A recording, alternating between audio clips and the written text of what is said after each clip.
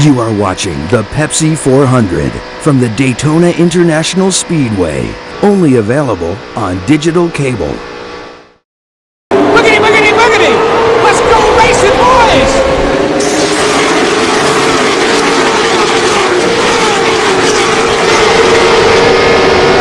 Every time I say that, they take off.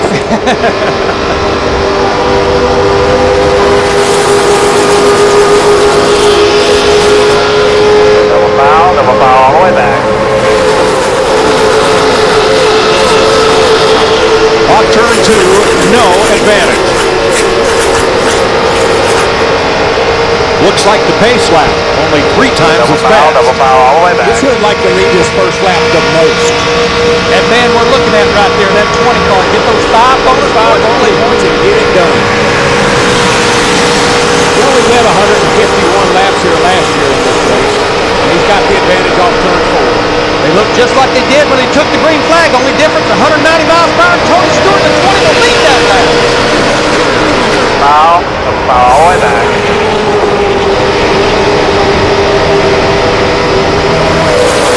Set the pole sitter in the 60. Was one of the cars that had to qualify for this race on time. He had a full qualifying setup under the car. Frank Starr called it an extreme qualifying setup. Does that mean he won't be as good in the race as the drivers who were locked in? Well, remember the car right behind him, David Stremme in the 40 car, same situation. You would tend to believe they'll be okay on fresh tires, but the handling could deteriorate as the car starts sliding around on older tires. Oh yeah, I'd love to have my qualifying set in for about 10 laps. After that, woe be unto you. Here comes Seth at the bottom, challenging Stewart for the lead. Give it to Tony by a car length. But let's give credit where credit's due that 60 car. That's a Roush car and a Roush Yates engine, so it's a good package with 1C. Let's also give credit where credit's due. How many restrictor plate races has the driver been in? Not that many. A couple, that's it. It's Morissette's 3rd Daytona start. Just saw Matt Kenseth in the 17 car. Remember the report, possibly a carburetor problem. Everything looks pretty good right now on his 17 car. Drivers can be a little finicky at this race. So everybody's a little uptight when you get ready to start this race. So you imagine a lot of things that are really not happening. In this race, how about 36 races? And then you imagine a lot of things that are happening. Stremme. Oh, that's not good for Stremme. He's got to give that spot back. 3 wide at the line, and Stremme might have dipped 2 tires below the yellow line. And you see behind him, he's backing everybody up because he knows he's got to give that spot back, and he did. That's the rule. As long as you give it back, no harm, no foul. NASCAR may take into account whether or not the driver was forced down to the inside. Watch that silver number 40. I think he chose to go there. You can see right there, he had enough room. He stayed off of Morris pretty good, but he did go below. But if you notice, he slows down. The guys behind him back up a little bit, and he lets him back in front of him. No harm, no foul. And that will save him having to make a drive down pit road at just 55 miles an hour in penalty.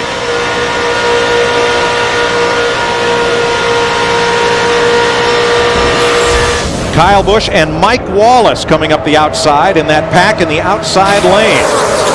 Among the dark horses, count Mike Wallace. Mike Wallace was another one of those cars, the James Finch car, the one car had to qualify on time, same deal.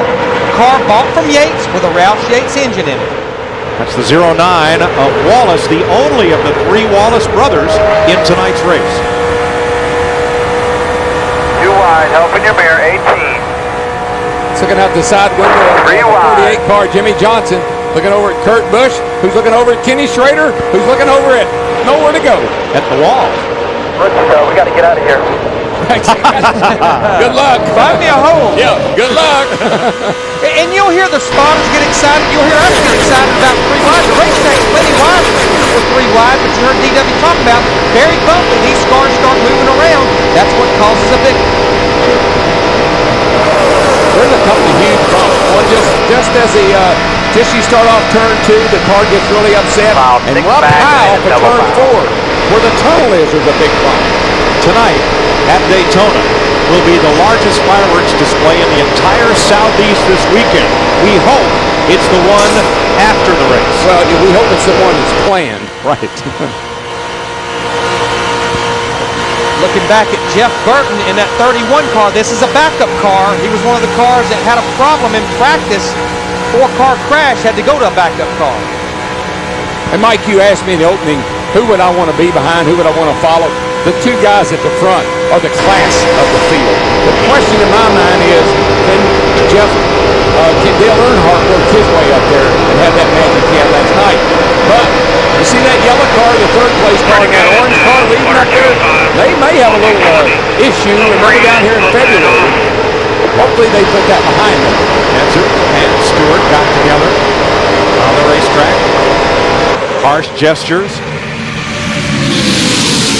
And right behind Kenseth, we see Dale Earnhardt Jr.'s teammate. We're looking at him right now, Martin Truex Jr. in that 1-car rookie up there in the top 5. 7 laps in and still a lot of 3-wide racing as David Stremme drifts toward the back and caution comes out. 3 on the back stretch. Unbelievable. There's a beach ball. We're at Daytona Beach. There's a beach ball on the back straightaway. Dead gum. Come on, they did a caution for that. Have you ever? Yeah, stop the old ways back there. Come on to the inside there. Look at that. There it is.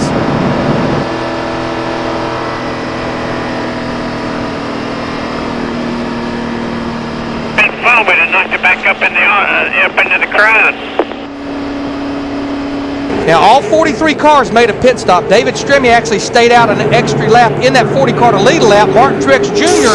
is leading some of his first laps of the year. Earlier in the year, he led 2 laps, and that was it until tonight.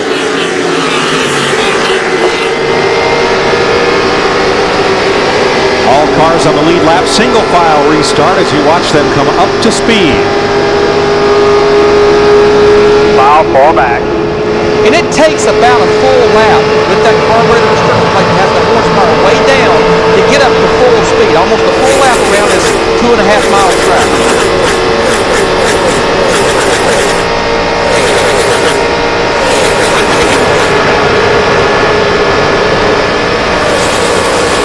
Mike Wallace on the bottom trying to get past Denny Hamlin, leading that second double file. And Wallace does make the pass. Yeah, you're not going to get away from anybody here. You might get a little gap on these restarts or after pit stops like we just had, but you're not going to get away. These guys will get lined up back here behind them, and they'll pull right back up to the lead pack.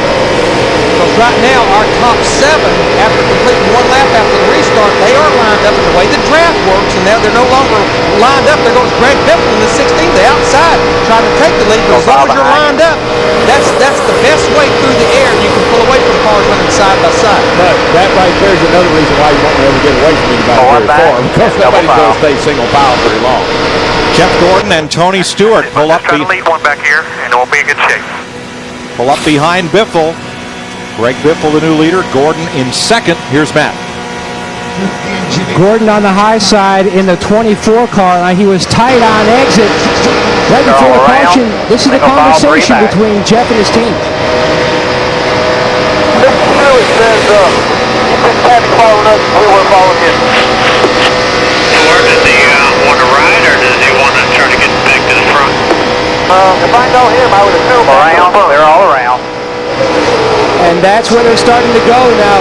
Gordon says he needs to keep his car up front. It runs so much better out front like he is right now aerodynamically. So that's what he's trying to do. And you fight a car not turning here. And when your car's not turning, when you can keep that front end out in clean air, it's getting maximum downforce on the nose. It won't help it turn off the hill. Quite honestly, I never had any car that didn't run better out front. Runs cooler, runs better. It even looks better running out front. Y'all 5 points. Elliott Sadler fighting on the inside to gain a spot from Greg Biffle. 3 back, and then it's double file the Looks like rest that of the way. inside line is working down against the yellow line. The short way around, shorter, J.J. Ailey told us yesterday, by 387 feet than if you rim ride around the wall all the way around. You heard Jeff Hammond and I talking about the mirrors in the cars. And, buddy, you better have some good mirrors when you start getting people all backed up behind you like we see right here. 2 very critical things you got to have here. Great spotter, great mirrors. looking out at Kevin Harvick in the 29 car. He started back in the 32nd position. He's already moved up into to the top 10.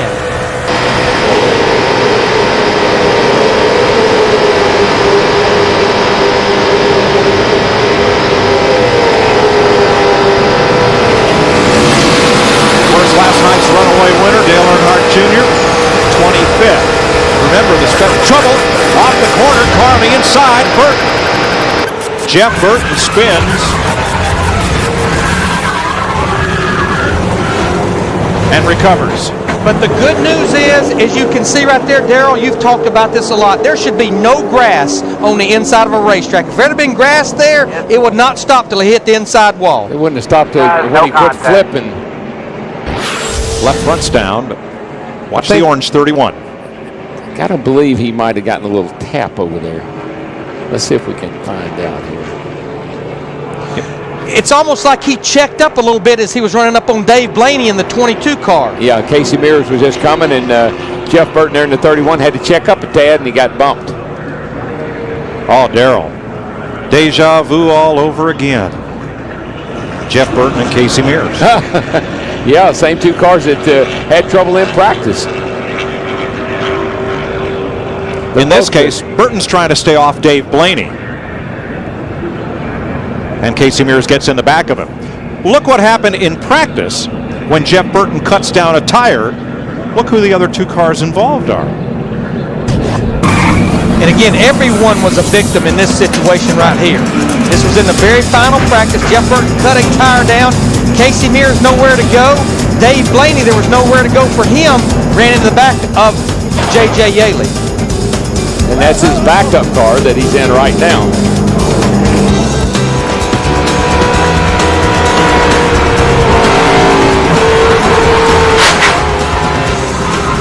Caution is out for the second time tonight. Earlier today, we were talking about cars, and you shared something with me I thought was really kind of unique. You haven't driven a car in 7 years yourself. Yeah, it's a bummer. It's the morning that the president, then governor, announced that I was going to be his running mate. The Secret Service showed up outside my door, and I haven't driven since. They take over. They do it for security reasons. So it's understandable. It's been frustrating. Now Air Force 2, you get to travel around. What was your first car, Vice President? First car I ever owned was a 1949 Chevrolet. And I drove it for a few months, and then the engine blew up on me, and I got $25 for the radio. You've done well since. You must be overwhelmed by the support of patriotism at an event like this, especially on the 4th of July holiday weekend. It is. It's a remarkable period of time. I got to spend some time with the troops today. One of the great things about NASCAR is the extent to which the drivers and the crews and the owners have been involved in supporting the troops. A lot of the drivers have been to Afghanistan and Iraq, been out and seen the troops in the field. I know oftentimes they get to Walter Reed or Bethesda, where the guys are that have been wounded and coming home, and that's deeply, deeply appreciated. There's a symbiotic relationship with the Mutual Admiration Society between the men and women of our military who love NASCAR and NASCAR who pays the support and love. And speaking of that, I had an opportunity to watch you. You got an opportunity to meet Ken Schrader, who drives the Air Force car, and I mean, he's quite a character. Yeah, really a lot of character. What did some of the drivers say to you when you got to meet them? Ask any tough questions? Well, no political questions. They were all very nice. I got to go to the drivers' meeting at the beginning of before the race today, and visited with the service-sponsored cars, especially the Army, the National Guard, and the Air Force. And they're down-home people. They're very straightforward, no pretense. Everybody's measured by how they perform out here on the track. So it's a meritocracy. And here by Cape Canaveral, the space shuttle delayed until tomorrow because of weather. I guess you're going to go see. We were there, went down to one of the seating launch. I saw launch 20 years ago. But they were going to launch today, and they got a last-minute bad call on the weather, but they'll try again tomorrow. And I know you've worked in Washington. Political answer, I expect who you're rooting for to win tonight's race. I'm going to be a non-partisan. Good answer. I'm not going to get into that. All right, well, it was a pleasure having you here. Thanks very much for stopping by. Good to see you guys. Enjoy the show. Let's rejoin Darrell, Larry, and Mike upstairs. Great broadcaster Ken Squire often described these drivers as common men doing uncommon things, like like running around here at 190 miles an hour, closer together than most people apart. As now, Jeff Gordon is trying to fend off Matt Kenseth, Gordon's teammate Jimmie Johnson, Tony Stewart, Kyle Busch, and Brian Vickers. That's all 4 Hendrick cars in the top 6 spots. I thought the Vice President, Jeff and I got to show him around the cutaway car, the cutaway engine, and all the things that we have over there that Jeff has nowhere to work with. He was really intrigued by the simplicity of the engine, carburetor, no turbocharger, no fuel injection, and how safe the car and how strongly the race cars were built. Tell you what, this group behind our top 5, they are plotting, trying to figure out how they can get up there and maybe make a run on this group up there. Tony Stewart has been weaving in and out of traffic for about the last 3 or 4 laps. Tony in the 20 car. Larry, none of those cars are willing to go single file. Maybe they'd have a chance to catch that lead pack. For the lead, challenge to the bottom of the racetrack. Here comes Matt Kenseth trying to lead for the first time tonight. Yeah, and it's way too early to take single file, man. We got a lot of races. Race right now. 48. And right now, first Matt Kenseth in the 17 didn't have a lot of help. Now he has his teammate Greg Biffle in the 16 trying to get up there to push him to the front. Oh, I think I like that lineup on the outside. Teammates. 24, 48, and hello there, Mr. Vickers in the 25. And we saw those guys work so well together at Talladega.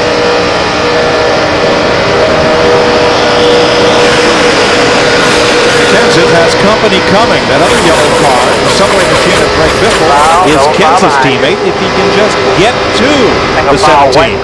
I tell you, of all the cars running up there in the top 10 or 12, the one right now I'm the most impressed with, they didn't even make a stop on that last caution. That 09 car on the inside, the black car, Mike Wallace. Remember, a go-or-go-homer, they didn't make any adjustments to that car on that first pit stop. Tires and fuel, no stop the last time. Here they are up there in the top 10. Well, I'll tell you another guy, Larry, that's trucking along pretty good, and I feel pretty good about his chances tonight, too, is that yellow car there, 4th in line on the outside, Elliott Sadler in the M&M's car. They got a little pep in their step this weekend. That car's been running great. Coming off of a good run at Infineon last week, finished in the top 10.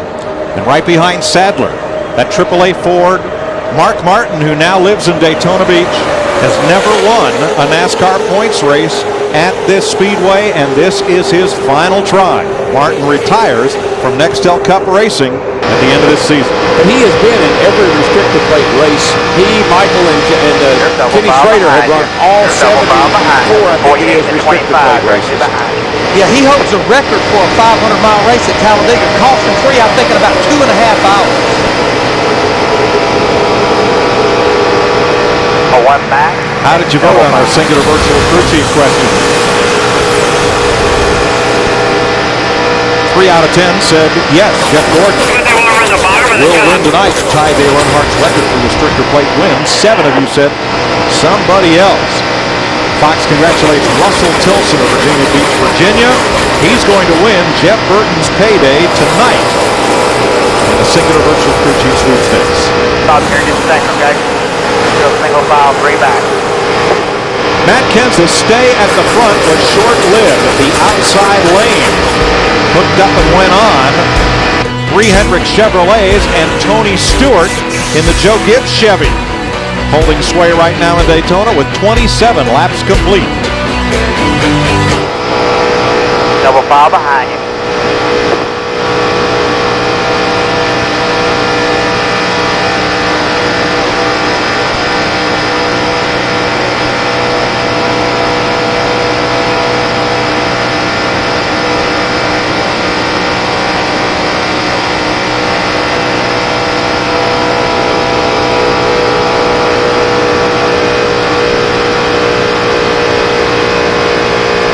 About 2.5, double file behind all your way back.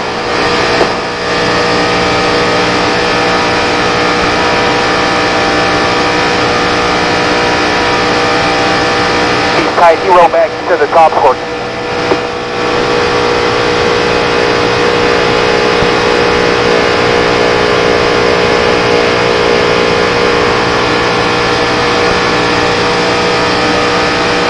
File all the way back.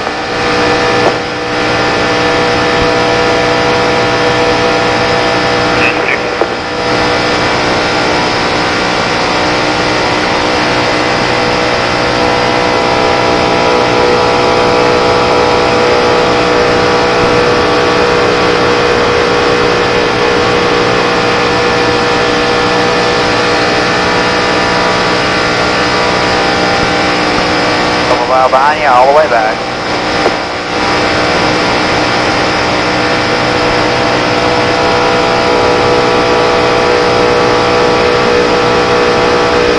One back, and double file.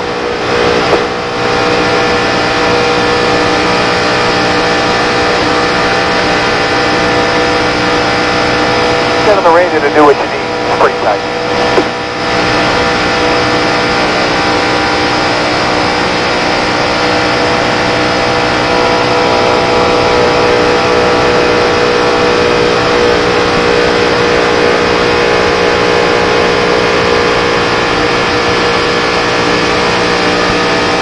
File 3 back, double file.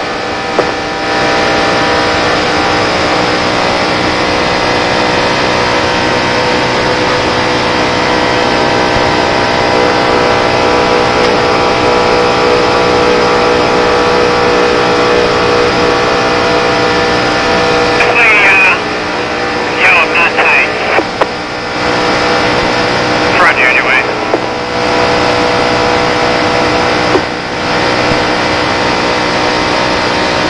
File 3 back, and there's a gap of about 3.5 cars, and it's double file.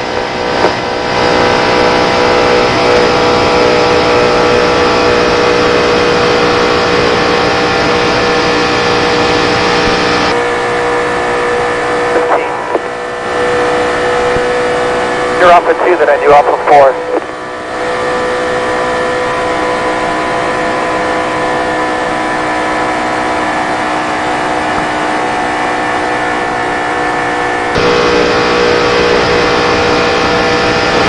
Part of the drama of NASCAR Nextel Cup racing, the season at its midpoint, moving into the sprint to the chase for the Nextel Cup. Which 10 drivers will have the chance to become champion? As Tony Stewart dives low on Jeff Gordon, Gordon's wingman, Jimmie Johnson, looks to the low lane and now pulls up with his teammate. That looked pretty easy right there, almost like something happened. Let's see, Matt. Well, Gordon hasn't said anything about that moment, DW, but he did say the car is still a little bit on the tight side. He asked his spotter whether he should run the bottom or the top. His spotter told him it appears at this juncture the top side's working, while his co-pilot there, the 48, Jimmie Johnson, he has to try to run the higher side because his car extremely tight. He's fourth in line. Now Johnson just gave up a spot to Elliott Sadler, who has brought his Ford to third. Matt Kenseth in the 17, he has found his teammate Mark Martin in the 6, and they're trying to make a move back to the front. The blue ovals are going to overtake the bow ties here the way it's looking. Well, the Fords are 3rd, 5th, 7th, 8th, 9th, and 11th. That 11th place car is the red one, the 99 of Carl Edwards. He and Jamie McMurray, who's made a huge charge through this field, have come up to battle for top 10 spots. Yeah, we were seeing 4 Roush cars run together there. Talk about Carl Edwards. A lot of redemption for those group at Daytona. Finished dead last after being caught in an accident in the Daytona 500. Haven't seen much of the Dodgers to the front. Bobby Labonte is 12th. Kurt Busch is 13th. But Busch in the number 2 may have a problem. Dick? He ran so well in the Daytona 500, Mike. He was in the top 5 for virtually the entire day until the very end when he was struck from behind. Kurt Busch at DNF in that event. This time, trouble early. They think they have got a battery going bad. That's usually not just the battery. Ordinarily, that is a charging problem. Busch with electrical problems. You're making power, man. You're doing good. Just keep doing it. We're going to get you fixed up here. This is Crew Chief Roy We need McCauley. to stop for a battery, right? They can change that in how long, Larry? They can do it easily here under caution because a caution lap here is well over 2 minutes. Everything's on quick disconnects. They can easily change it, but they will need a caution to do it. All right, I'm back. And Steve, what's the issue with Matt Kenseth, who is currently 5th? Mike, the good news is that the problem with a carburetor has gone away. The bad news is Matt just reported he's got a little bit of vibration in the right front. He thinks it might be a loose wheel. Yikes. I wouldn't have to think about that very long. Little tap here. That's acceptable bump drafting. Now, all of these cars we were riding with, including Matt Kenseth in the 17 car, they're within about a 10 to 12 lap window that they're going to have to make a green flag stop. Remember, they did not stop on that last caution. One car out of the race. Kurt Shelmerdine, the independent driver, his Cat Daddy Chevrolet is going to the garage. Kurt finished 20th in the season opening Daytona 500. 36 laps complete. Tony Stewart on point in Daytona.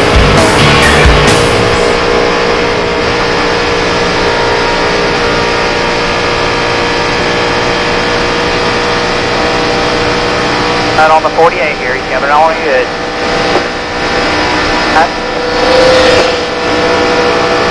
Brown, double file behind you. Inside.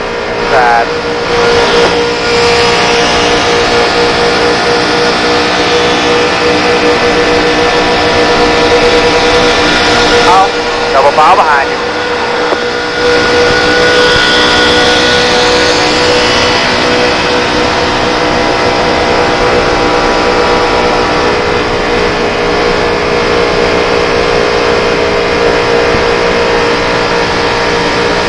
Around, double file behind you.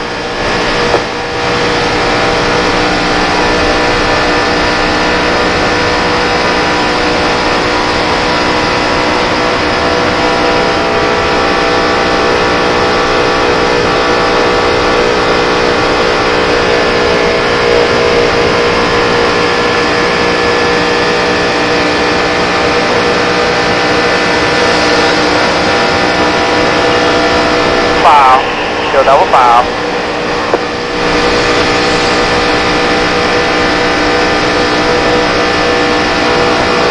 Double file behind you.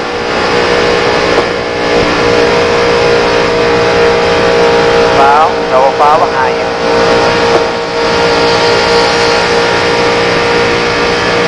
Five, we'll come up on your deck lid here.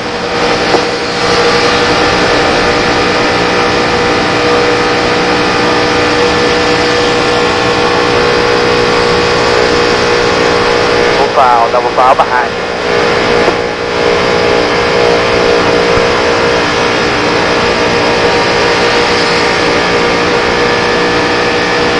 Five laps away, buddy. 5 away from pit.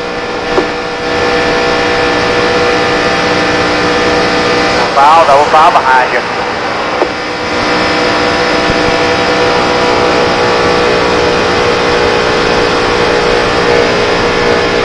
File.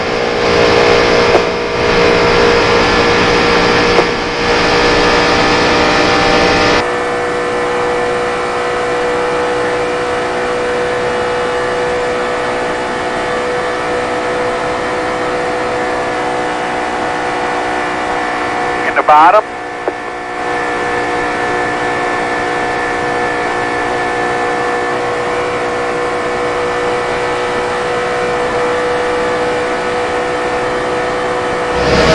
Laps in.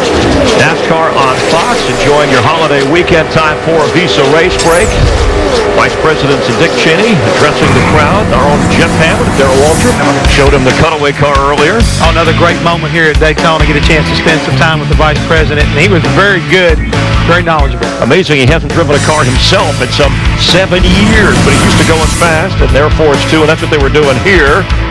Watch in the 60-car board, said drifting into Scott Riggs to push the pole sitter back to 11th place. Jeff Burton running about 27th, 28th here. Caution Kasey nears, he gets into the 22. Burton brings out the second caution. Tony Stewart, who won this race last year, passing Jeff Gordon, who led 18 laps. Tony taking the lead for the second time, and is your leader now, 40 laps in. This has been a Visa race break, no matter what it takes.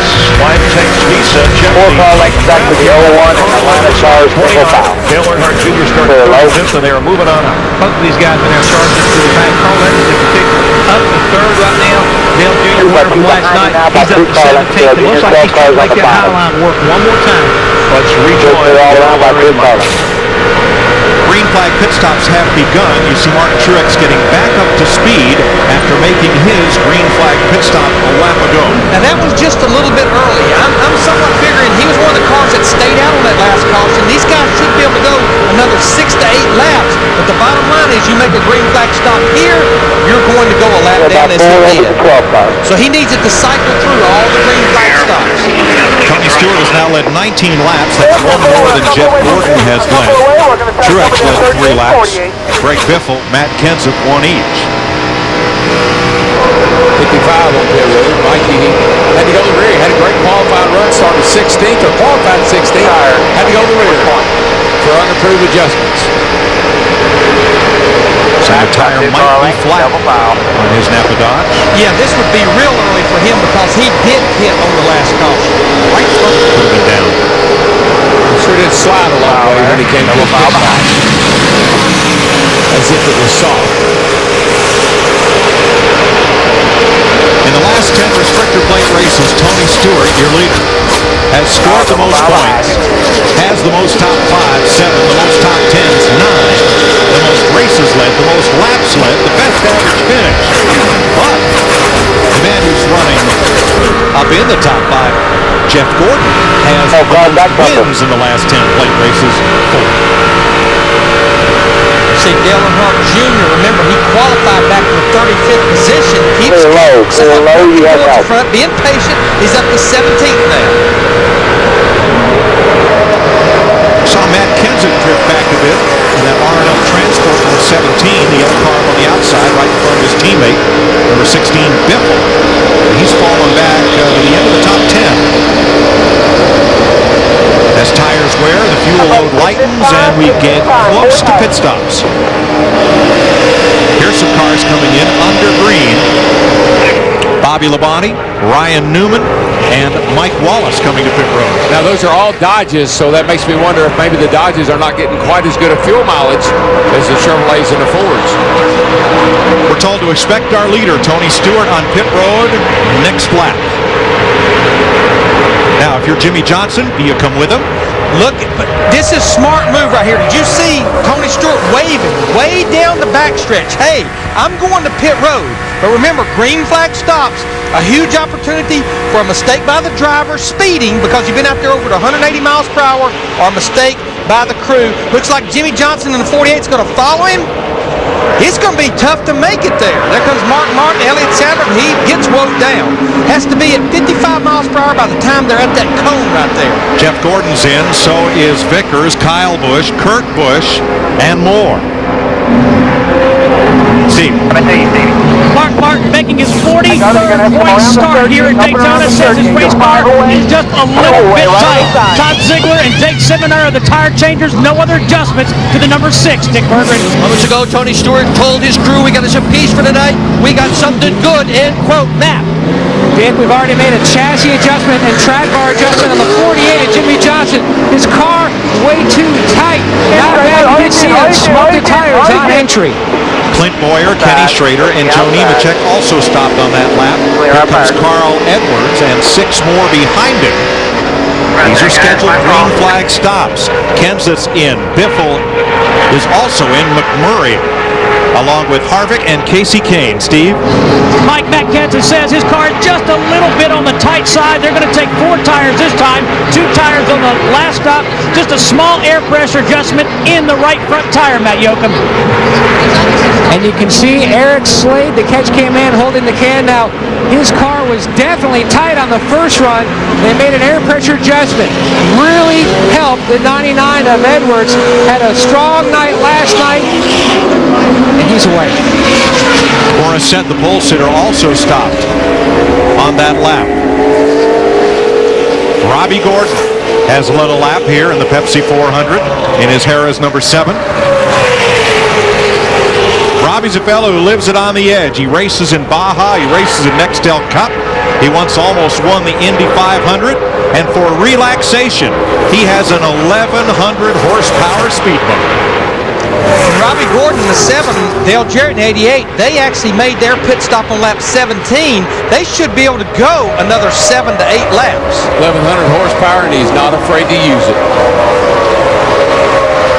Let's look and see what it looks like to be going from 185 miles per hour and try to get down to 55 miles per hour. You can see pretty much everyone except Tony Stewart locking the brakes up. You've got to make the commitment cone. And right there, you've got to beat a 55 miles per hour. One thing you got to be careful of when you're coming down there smoking that right front like that is you don't blow it out and tear the fender off the car. So got to use a little bit better judgment getting on pit road. Now this is a battle for the lead right here. Robbie Gordon in the 7, Dale Jarrett in the 88, Dale Earnhardt Jr. in the 8 car. This is a scheduled stop for him. These are all scheduled green flag stops. Dale Jarrett came in here 23rd in points, trying to lead a lap and pick up the bonus points. Here. Matt? Right there.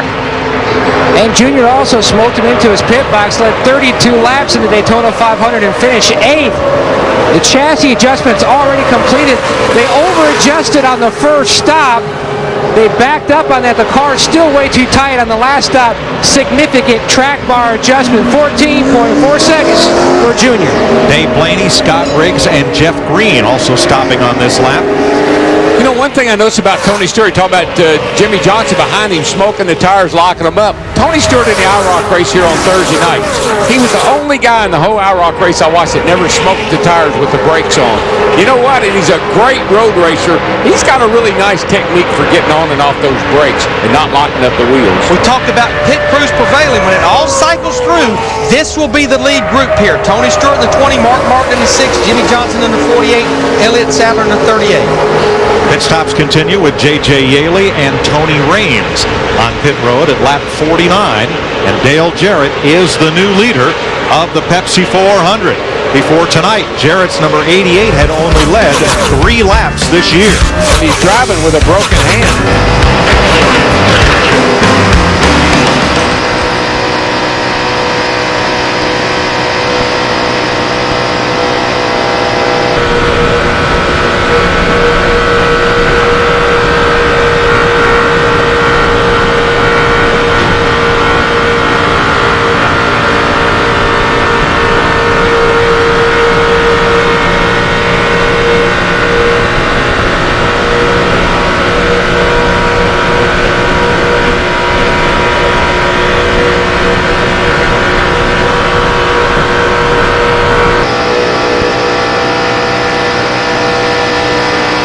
About 5 back. I'm trying to get this boys to start racing up there. We're a little bit too tight up off, guys. Oh, too tight up off.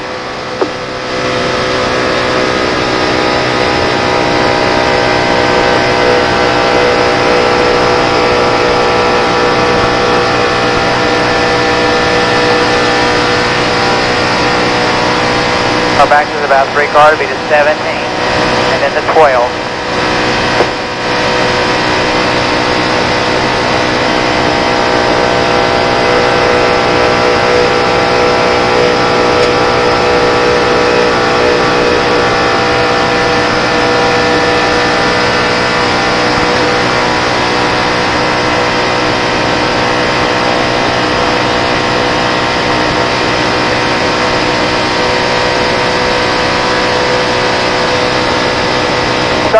Starting to catch about a half a second a lap.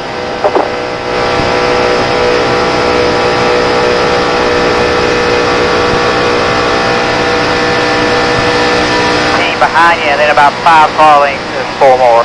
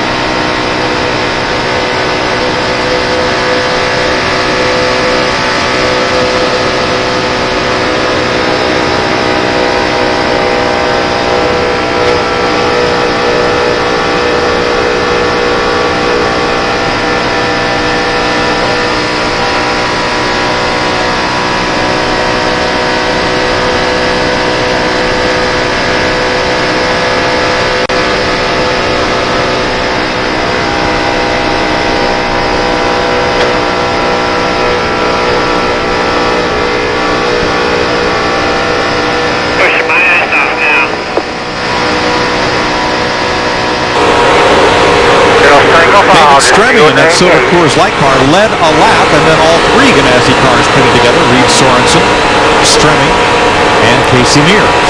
He's been wearing me out. Ganassi Racing with Felix Sabates. There you go, Felix. As a car owner, Felix Sabates nearly won the Daytona 500 with Kyle Petty, and then sold the majority interest in that team to Chip Ganassi. There's nobody I know of in racing that has more funny stories than Felix Sabates. Yeah, and he's in most of them. He was a part of all of us. Right now, it looks like our top 11 cars, all the way from Tony Stewart, the 20, back to Matt Kenseth in the 17 car, they're all within about a second and a half. You can see the line right there. They pretty much have broken away from the rest of the field after this cycle of green flag pit stops. Well, there have been 8 night races here at Daytona. There have been 7 different winners. And Ford's only won this one twice. A couple of guys sitting up there with mine. Add their name to that list. Happen to be running second right now. He'd like to get a win here at Daytona. And look at the 7 cars that have broken away. With the exception of Kyle Busch, they're all pretty much veteran drivers with proven winning teams. Every one of those would be included among your favorites for tonight, both drivers to watch and teams to get the job done. It's all about resources. If you got enough resources, you can put a lot of good horses out here.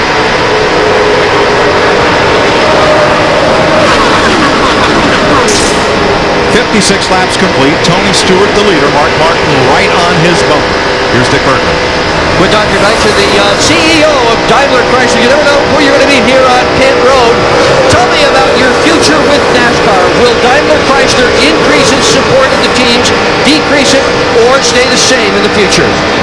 Well, we are very happy with Dodge and NASCAR, and therefore clearly we will, if anything, increase our engagement here. It's so good for our production cars like Caliber and Ram, all the other Dodge cars. So we definitely stay here, if anything, even stronger. New cars coming?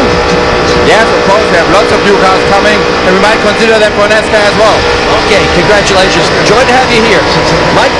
Today, Tom Lasorda, CEO of Chrysler Group, announced that Dodge will build the Dodge Challenger and bring it into the showroom in 2008. Dodge's new marketing campaign, AskDrZ.com. That is Dieter Zeitcher. On the hood of Kasey Kahne and teammate Jeremy Mayfield's cars, combining American and German engineering. There's our leading Dodge Chargers in the race. And you know, I hear mixed reviews about the car tomorrow. You know, the manufacturers don't like it. Well, the fans don't like it. Well, some of the drivers don't like it. But you know what? Looking at that 16 car that we looked at down in the cutaway garage today, it just looks like any other race car to me, other than that rear wing it has on it. That's a little unusual. You know, I tried to talk to a lot of the Dodge crew chiefs in the garage area this morning about the qualifying. We only had 3 Dodges that qualified in the top 20. 2 of them were pretty much go or go home. But I keep going back to February. The Dodgers were strong. Kasey Mears in the Dodge finished second. Ryan Newman finished third. But right now, here 57 laps in this race, we only have 1 Dodge in the top 10, and that's Kurt Busch in the 2 car. It's kind of funny how that works, Larry. You get a car that's good at Daytona and Talladega, won't run all that well at the other racetracks. Now they got to run good at other racetracks. 57 laps complete. 10 cars within 1.2 seconds of race leader Tony Stewart.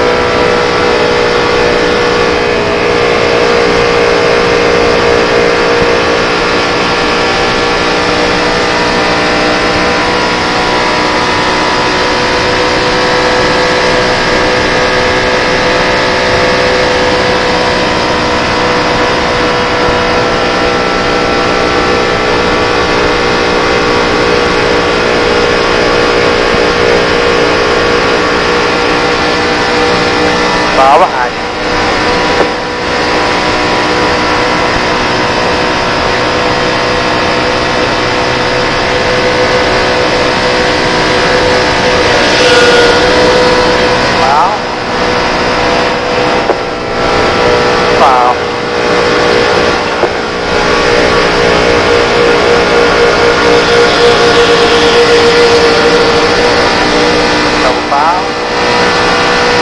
Clear. All behind you.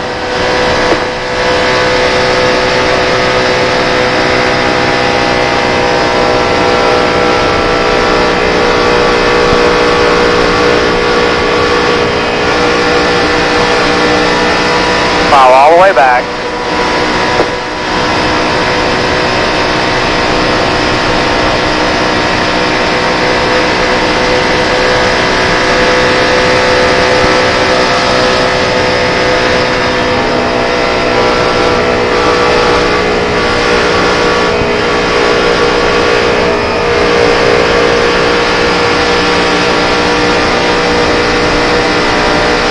File 3 back.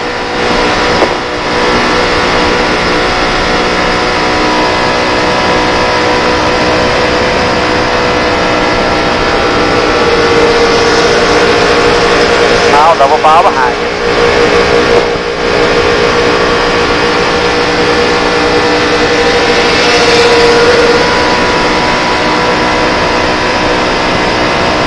Round, clear all around. All behind you.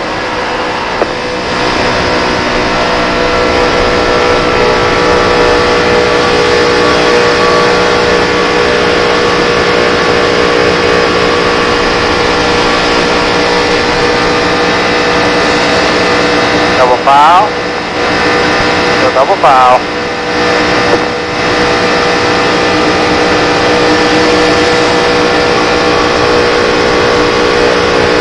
File, double file behind you.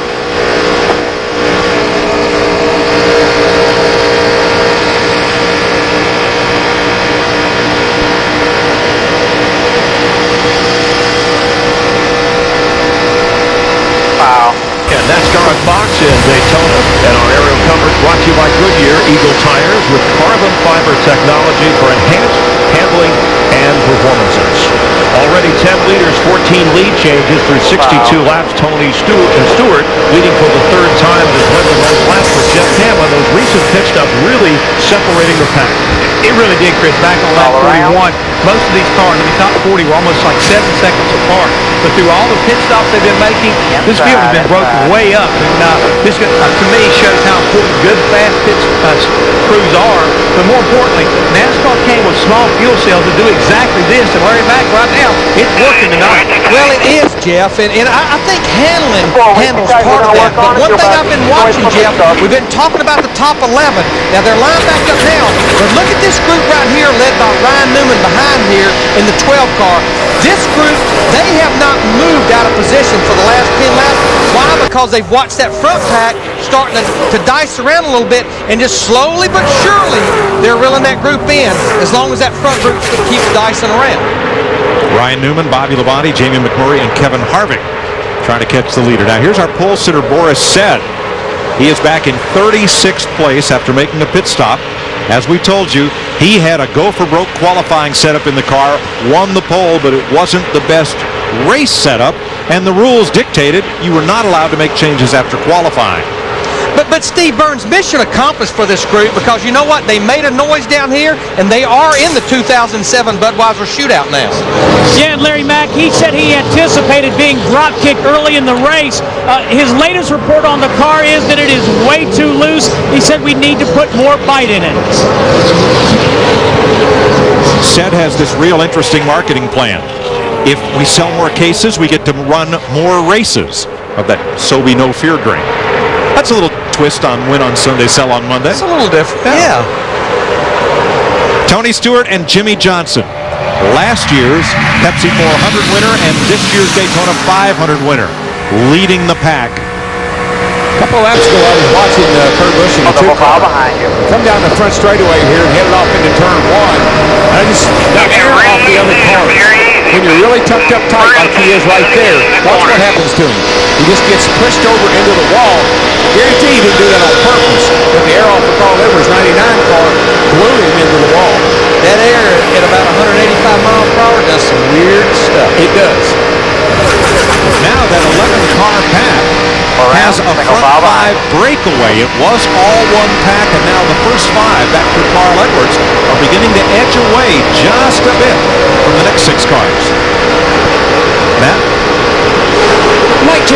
the 6-time Daytona winner, has fallen back to the 8th position. You can see he's moved to the high side behind his teammate Kyle Busch. Earlier he was trying the bottom. The car just way too tight and getting tighter. He's slowly fading back. That's why he's searching around, trying to see if he can find a better line until they hit around lap 81. Yeah, man, I was watching him off the turn 4 there. I could see his hands in the car, and he is a busy young man right now just trying to keep that thing off the wall. But as I've talked to all the crew chiefs over the last couple of days, that was the big fear of this racetrack, is you always fight the car tight, not turning off the corner. And I think as it actually cools down, it's going to pretty much magnify that problem. 41 cars on the lead lap, but green flag pit stops have broken them up into several different paths. Still, Tony Stewart stays out front, Dick. He's led 35 laps now. Not as good as it was earlier this evening. Mike, he's a bit 3 off. He and crew chief Greg Ziffidelli have discussed some changes that they would like to make. And for kids at home watching this race, when Tony Stewart has decided what he wants to change in the car, air pressure, wedge, what have you, he always says, please. And the guy right in his mirror, Jimmie Johnson with the Shamu paint scheme, he says the car is driving well, but it might end up tightening up as the run goes on. He wants to loosen the car up on their next stop, but right now he's very content, just staying in line, a great track position, just following the 20, Steve. Well, Matt, it was just a few laps ago that Mark Martin was running in the 2nd position behind Tony Stewart, but since then, he's dropped several positions as well, now positioned in 6th. He says his race car has gotten tight. He told crew chief Pat Trice that he wants to make a wedge adjustment on their next pit stop. And you know, as I sat there and I watched the 48 car run along behind the 20, what has Jimmie Johnson learned? He has learned to be a patient driver on the restrictor plate tracks. Don't take the lead until you need to. Don't make any erratic moves. He had a lot of guys ticked off at him there for a race or two on the restrictor plate tracks, but he's got his game together now. The Nextel Cup point leader has not led tonight. That's ugly. Michael Waltrip, the 55 car, 2-time Daytona 500 winner on pit road with a lot of damage. Pancaked that right side and looked like he did a lot of damage.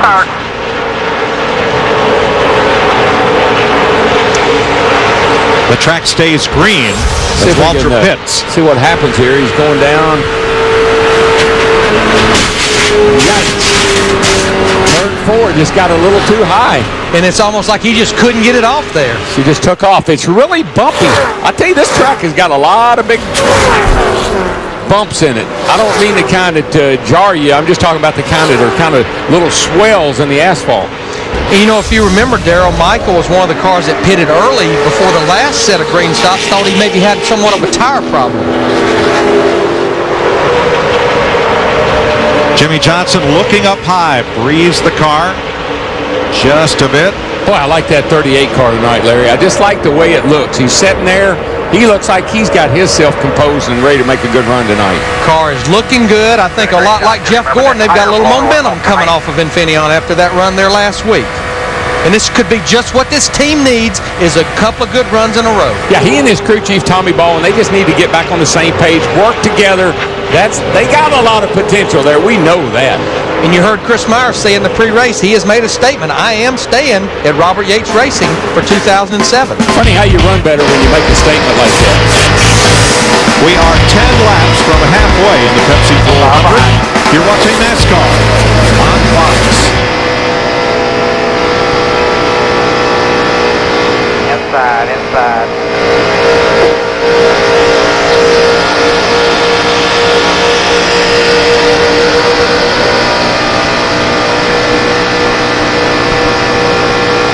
Coming to you.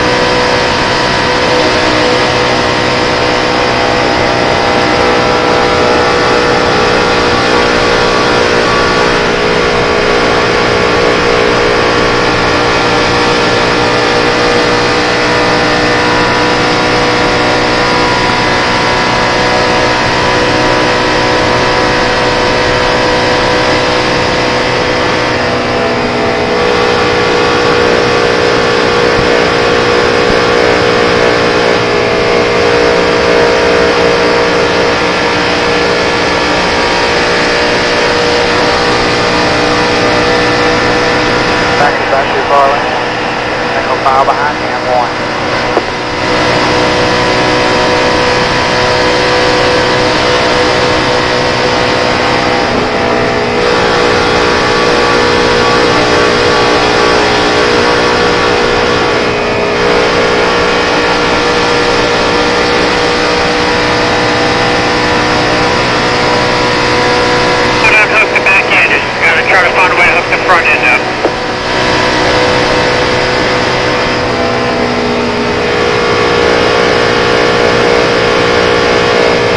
Forward.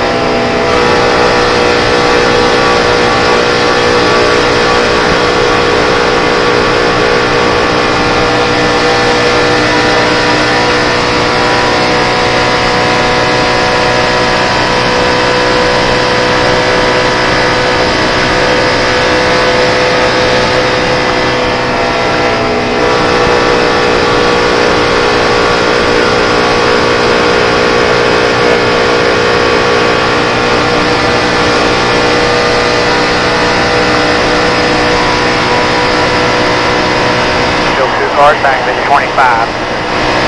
5 away, 5 away.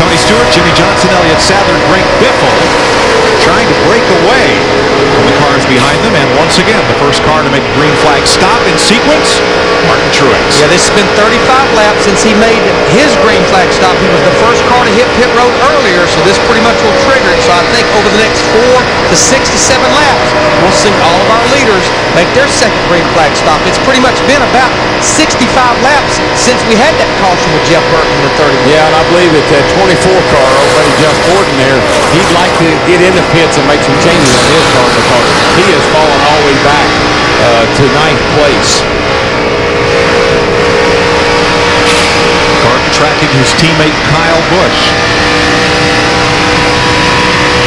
And I believe this is it's another one of those critical moments in the race for Jeff Gordon and his team. Can they make the car better? A Joe Gibbs Chevrolet in front, Tony Stewart. A Rick Hendrick Chevrolet. Jimmie Johnson in second as Kyle Busch got in the back of Mark Martin there. Yeah.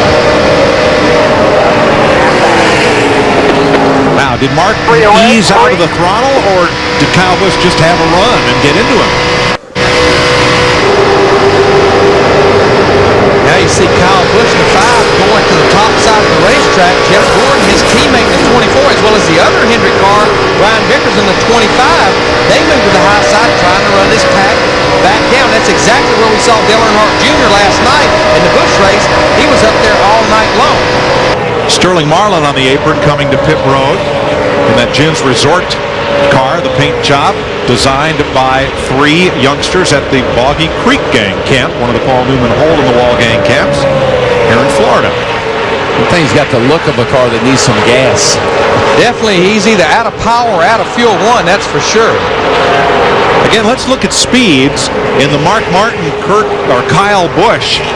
Little dust up there. Let's see what we can see. Kyle's got a nice run underneath him, Mark, right here, and he didn't actually get in the back of Mark Martin. He just got very loose off turn. No, he never touched him. He just kind of was bobbing and weaving off turn 4 there. Sure looked close. Mark lost a little bit of speed coming off that corner. Kyle Busch was right there. But you know, we're hearing more and more cars from our guys down in the pits complaining about handling problems. They never had any practice this week in these conditions at full nighttime with the track this cool. All of their practice was in the afternoon on Thursday. Look at the gap between, or here's pit stops. Green flag stops coming. And it's Kurt Busch leading Jamie McMurray, Busch's teammate Ryan Newman, Kevin Harvick, Bobby Labonte, and Clint Boyer to pit road. Mike Wallace is in as well. Dick? Well, Kurt Busch is in. No more conversation about that battery problem he thought he had earlier in the night. Crew going to fire 4 tires at it, put plenty of fuel in it. No major adjustments to Kurt Busch's car, and he is gone. And I think what we'll see in the next 1 to 2 laps, I think we'll see our leaders like Tony Stewart in the 20, Jimmie Johnson in the 48, Greg Biffle in the 16. Not this time, but I would say in the next lap or 2 they'll be there. 38's coming. Horace Set is in. Scott Riggs. Here comes Elliott Sadler with Jeremy Mayfield and Mark Martin to pit road. Matt? Elliott Sadler was tight earlier in the race, making his way to his pit box, and Tommy Baldwin calling him in, who won this event, the Daytona 500 back in 2002. You can see they're going to make another chassis adjustment, still trying to tweak the balance of that race car. As Tony Stewart on the left of your screen still leading, the Hendrick guys ready to make their next stop, and they will try to pit with their teammates. Jeff Gordon is called in to pit road, as well as the 48 of Jimmie Johnson. You can see them peel off looking through the front of Jimmie Johnson Chevrolet to Steve Burns. Matt, 17 of Matt Kenseth hits his pit stall. He says he's loose on side bite. They're going to make a pretty big air pressure adjustment and a track bar adjustment. He's also saying he's unbelievably hot. He wants water. Starting Burton. Tony Stewart said before this race, patience at Daytona is the gospel. He has been very patient behind the wheel, very cool, very calm. The crew has been flawless. Many. 2 rounds up already on the track bar, Dick. Ron Malik. Great stop. Oh, a little bit slow on the left front. Mike Trower. Good stop by the Lowe's guys. Boy, it got tight down there, Dix, in the pit road. They were about 4 wide, and that's about the only width that you have there is enough for 4 wide. Good thing that Jimmie Johnson in that blue car there didn't hesitate. It could have been a wreck, but he shot right through the gap and kept going. Carl Edwards has led a lap in his Office Depot Ford, and now he comes to pit road. That's the Taco Bell car of Chad Chaffin alongside. So Edwards surrenders the lead to Dale Earnhardt Jr., who leads for the first time tonight. And you know, you talked about practice, Larry. They had 160 laps of practice here last year, so they haven't changed much on these cars, these restrictor plate cars. Dale Earnhardt Jr. gets those 5 points. I anticipate he'll be in probably the next lap in the 8 car. Matt? And the crew chiefs, Mike, all communicating down here on pit road, just so that way they wouldn't have any issues entry and exit. Carl Edwards stop already complete, 14.2 seconds air pressure adjustment. He was tight. Denny Hamlin and J.J. Yaley, the other 2 Gibbs cars besides Tony Stewart, will move up in the running order behind Dale Earnhardt Jr. They were among the last to pit in the last sequence. But look what a lonely man he is right now, running along all by himself, Dale Jr. Nobody to help him. Yeah, I mean, this pack right here, they're running in the high 47s that we're looking at. Dale Earnhardt Jr., 49.10, need to get to pit road and get back out there with a group. You're losing a lot of ground. Tony Raines and Reed Sorensen make stops as Jr. continues to lead over Hamlin, Yaley, Robbie Gordon, and David Stremme. Got a whole lot of racing going on right here, boys. It's for 7th place on back right now. Oh, but when it cycles all through here in a few laps, it will be for the lead. I think this is Jimmie Johnson's time to say, let me see if I can pass this dude or not. Pit next time by. Pit next time by. That's the call to Dale Earnhardt Jr. That's his crew chief, Tony Eury Jr. Once again, a 49.24 that lap. The group we're watching in the high 47. He's losing about a second to a second and a half per lap to those guys. And the cars right behind him are now pitting. That would be J.J. Yaley, Robbie Gordon, and Denny Hamlin. Strong move by that Shamu. Swam right into the lead. Jimmie Johnson in the 48, Carlos, special paint scheme this week. You've been waiting all night to say that, haven't you? Well, it's on the hood, you know. Well, Believe is the new Shamu show at SeaWorld, and that team believes. They went to victory lane in the Daytona 500. And now they'll try to get back out front as Dale Jr. Comes into the pits right there. You need to be at pit road speed. In the leaders, what will be the leaders, they're halfway down the backstretch. He's going to be borderline of going a lap down, and I think a lot contributed to the fact running out there by himself for those 3 or 4 laps. He's just now to his pit box. The leaders are in the middle of turn 3 and 4. Matt? Junior, two-time Daytona winner. His crew chief, Tony Jr., trying to stretch it for fuel. Chassis adjustment. Junior said he just has a weird feeling with the right front of the car. He just doesn't get a good feel and makes the car loose. Well, he went a lap down, that's for sure. We got a real racer for the lead. These guys are battling, man. Well, it's not quite for the lead, Darrell, because David Stremme has not yet made this pit stop. So the Coors Light Dodge, which had to make the field on time, is your leader right now over that snarling pack led by Matt Kenseth. And here comes Stremme. I'm never sure what Tony's doing. Tony has got a fast car. We know he's led a lot of laps. Seems like he falls back, like he's trying to see where he needs to be if it comes down to a shootout. But this will be our new leader now. Matt Kenseth in that yellow number 17 car leading this group of cars. Now, Matt led a lap earlier, so this will be his second time to lead tonight. There's some strategizing going on right now, Larry. Oh, yeah, a lot more pit stops to go. We're just past halfway. The Pepsi 400 on Fox.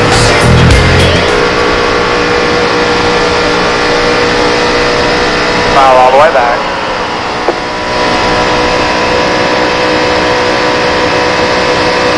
That's 2 buggies, 3 wide to a buggy. Clear up 1. Clear all around, double file behind you. Good job.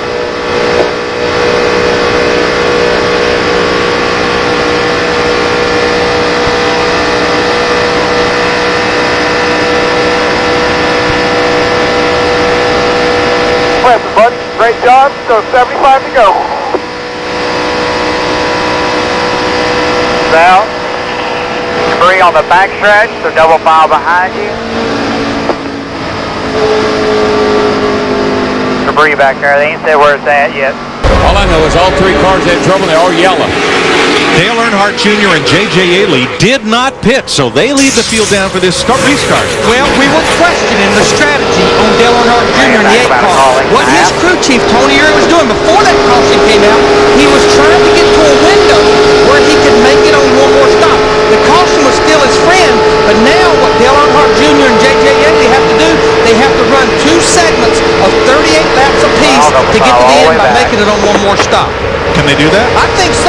The window this morning, talking to the crew chiefs, was somewhere between 36 and 38 laps. We normally see the Chevrolets get a little better mileage than some of the other makes. I think you're right on his pit strategy, which could turn out to be a good thing. But his car hadn't shown to be all that fast tonight. But I still say the caution was a good thing. Oh, yeah. I mean, he played it perfectly.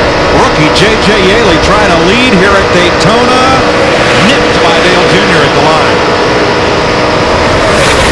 And we pretty much know the other 35 cars on the lead lap by pitting them, they should be able to make it to the end on one more stop. Yaley and Joe Gibbs, Interstate Battery Chevy, steams around the outside and brings Jeff Gordon with him. And there's Yaley's teammate and team leader Tony Stewart, the defending Nextel Cup champ in Big Orange, third in line, the Home Depot Chevy. Well, this will be the first time Tony Stewart has seen a teammate up there with him tonight. His other teammate, Denny Hamlin, in the 11, back in the 11th spot right now, behind him. He's still outnumbered, though. You got a whole lot more Hendrick cars than you got teammates for the 20 car. Yaley will lead this lap. From Stewart and Brian Vickers. Vickers in the 25 drove a very heady race last night in the Wood Series event. His restrictor plate game has really picked up. He was 7th here in February. He was 3rd in Talladega a few weeks ago. And here he is tonight. And 2nd last night. Here he is tonight doing a good job again. Wrapping off Jeff Gordon as they both drop to the bottom, and they want the lead from the 2 Joe Gibbs cars. Gordon back to the front. Clear all around, double file behind. The biggest thing I have noticed with Brian Vickers, he's a good teammate. He very well maybe could have won that race at Talladega, but he was a good teammate to Jimmie Johnson. Here's Matt. And that's exactly what he's doing, Mike. Just like Talladega, being very patient, hanging to his wingman. One of his teammates right now following the 24 Gordon, just trying to stay in line the car a little on the free side as his teammate, the 5 of Kyle Busch, his car has been free as well. He dives to the high side. Think how good a teammate he is. When in Charlotte where he buffed in tires for his other teammates, After he had a problem and they needed buff tires, and he went to work and buffed tires for his teammates. Here comes Tony Stewart in that 20 car all the way to the bottom. He's got help from Greg Biffle in the 16 pushing him. Tony is one of the Pied Pipers we talked about at the top of the show. Wherever he goes, cars will follow. 3 wide right behind him. They are 3 by 3 by 3 by 3. But when you got fresh tires on, like everybody does, you can get away with that for a little while, but I wouldn't get real comfortable with this little wad right here. The small fuel cells break them up, cautions bring them back together. Everybody wanted to follow Stewart. It's Stewart who is getting away with Jeff Gordon. 96 laps into this race, and we have 30 cars within 2.5 seconds of each other. Well, we still got 37 cars on the lead lap. Right now.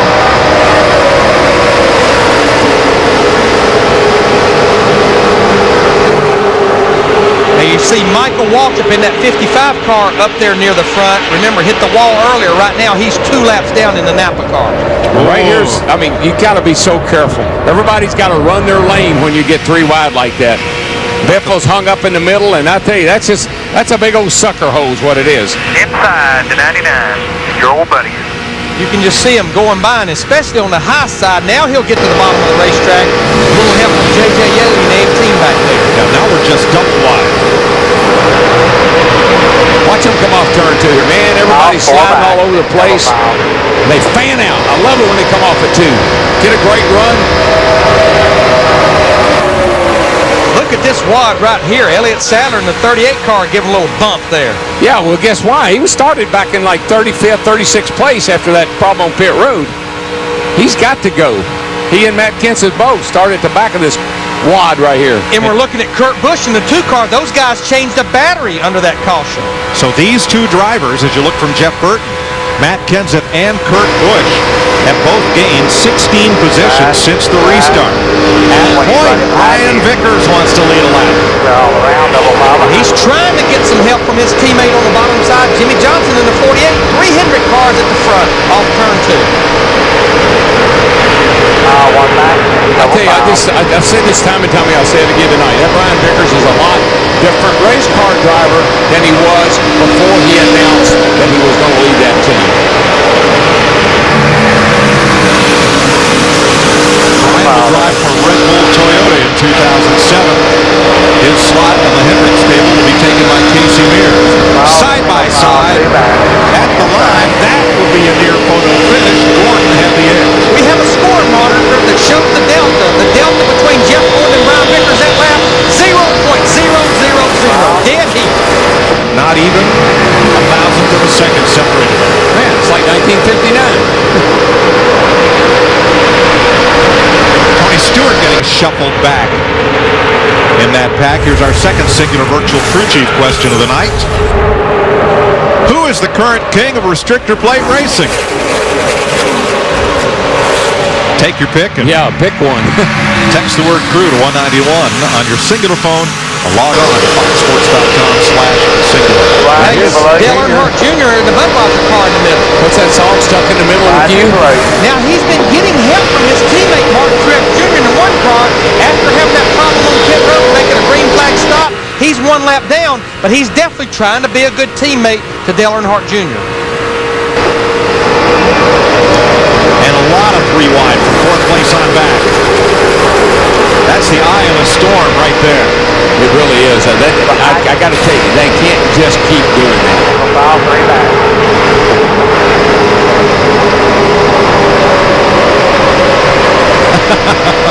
No kidding, Larry.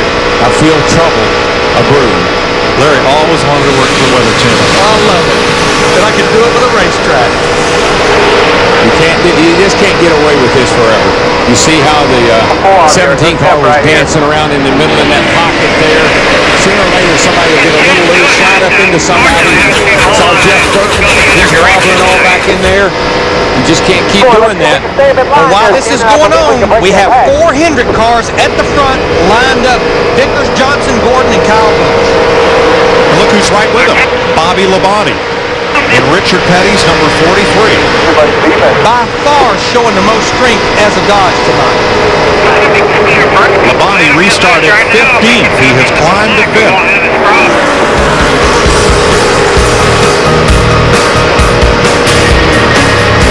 60 laps to go in the Pepsi 400 on Fox. Brian Vickers leading teammates Jimmie Johnson, Jeff Burton, and Kyle Busch. Link back, double file all the way back.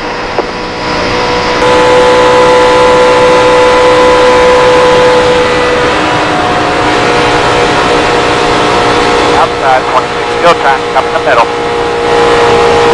Outside, outside. 26 up top now, outside, outside. Couple coming to help you.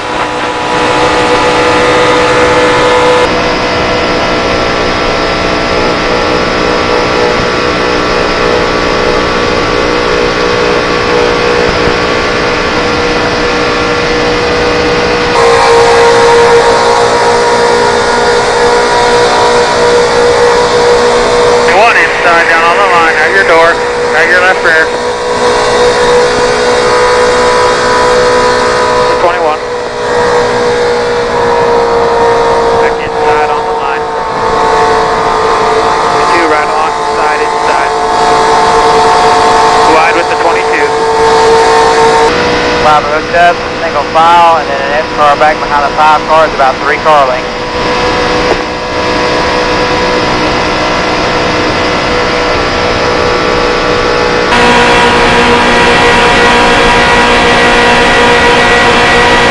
On the bottom. 3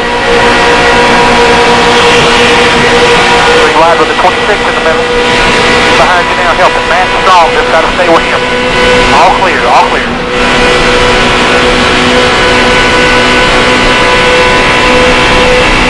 Still clear.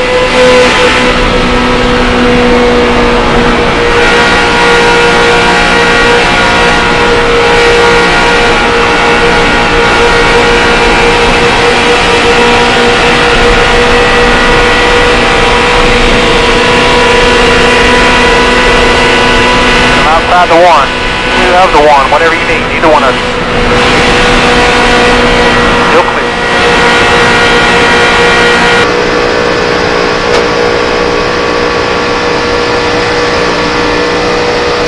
All behind you.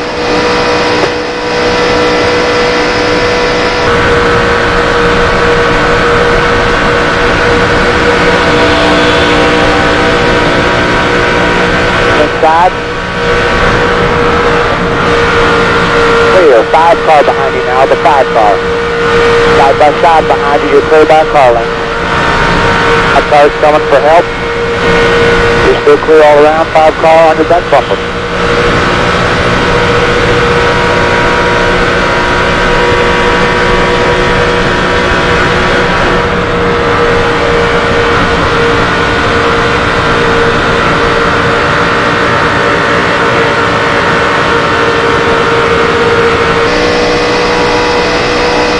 About 3 back.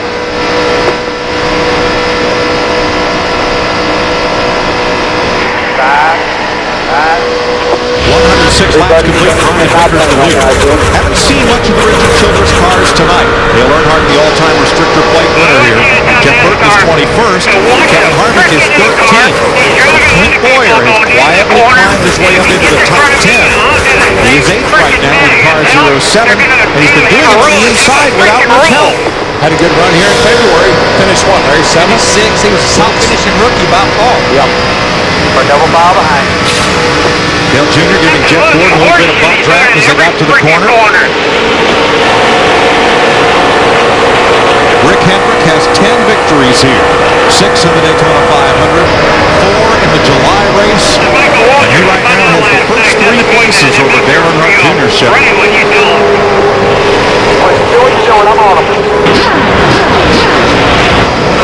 Little bump drafting here.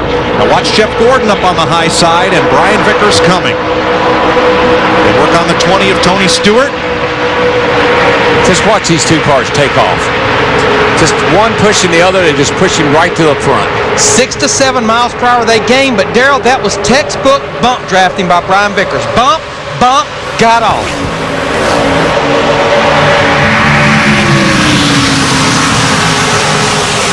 Here's Matt. Back at the 24, Jeff Gordon. Gordon wasn't pleased with the 8 of Dale Jr. He was saying Jr. was bump drafting more into the corner out of the no bumping zone. Well, and I will say a couple laps ago, Matt, I saw the same thing. Dale Earnhardt Jr. definitely turning off into turn 3, unlike what Brian Vickers did to him. Definitely was doing a little bump drafting getting in. You see that cat right there? Where was he when they restarted this race? About 36. 36, 37. He's running 6 right now. He has come through the field, baby. Matt Kenseth in the 17 car had that problem on pit road. Tony Stewart to the outside, around the point leader Jimmie Johnson, and hunting the lead off turn 4.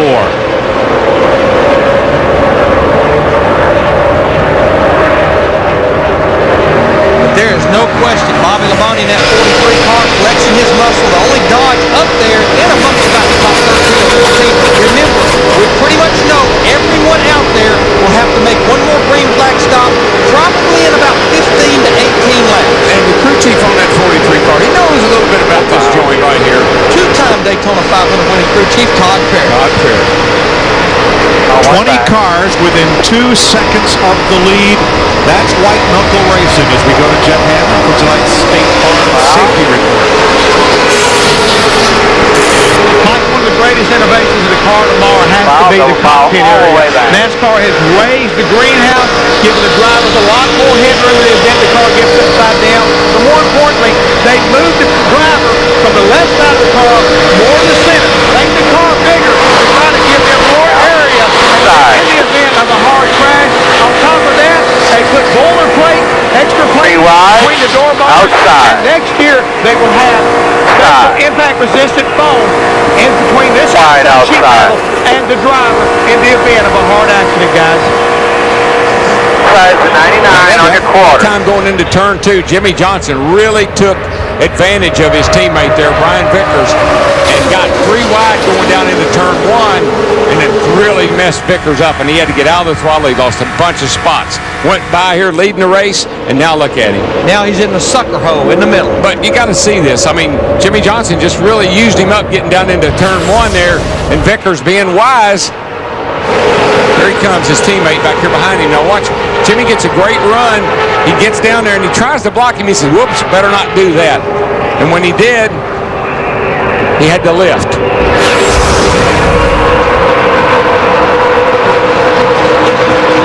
Little contact between Jeff Burton and Reed Sorensen as well as they fight for 19th position.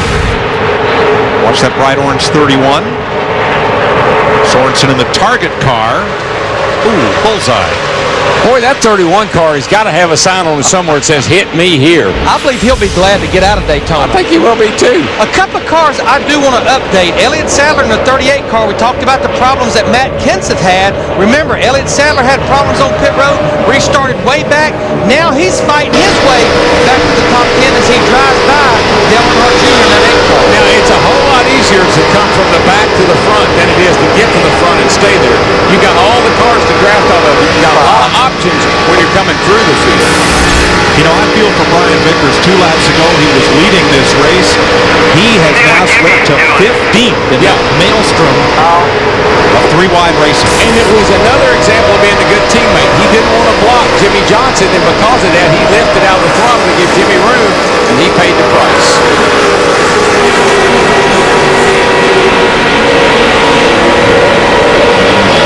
48 laps to go.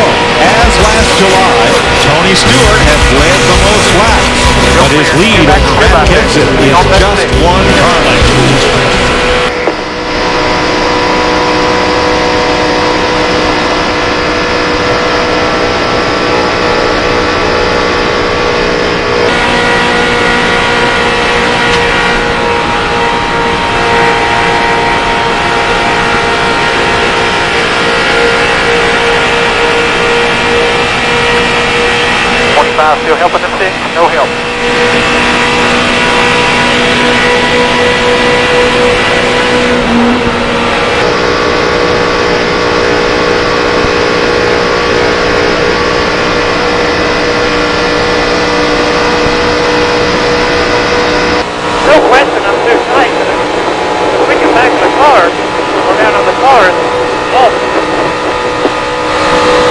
Copy that.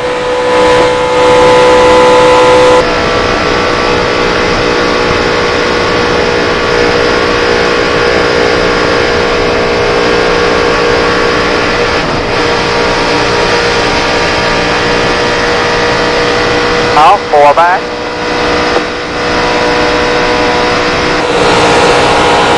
One coming outside with him. Still outside. 2 cars behind the 1. Clear. Still clear. I'm behind you. Up top.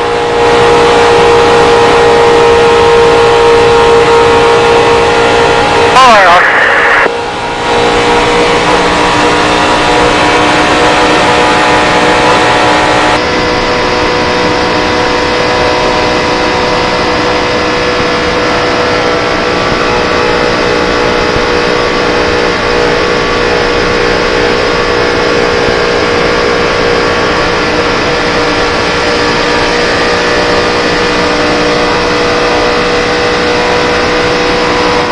Back.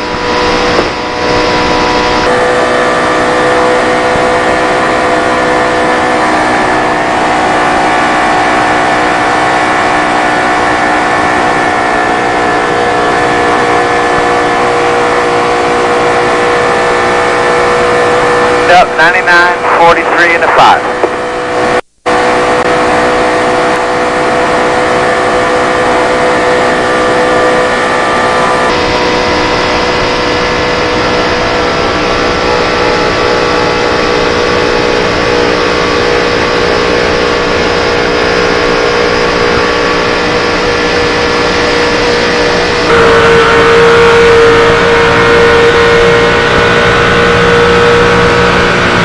Single file behind you now.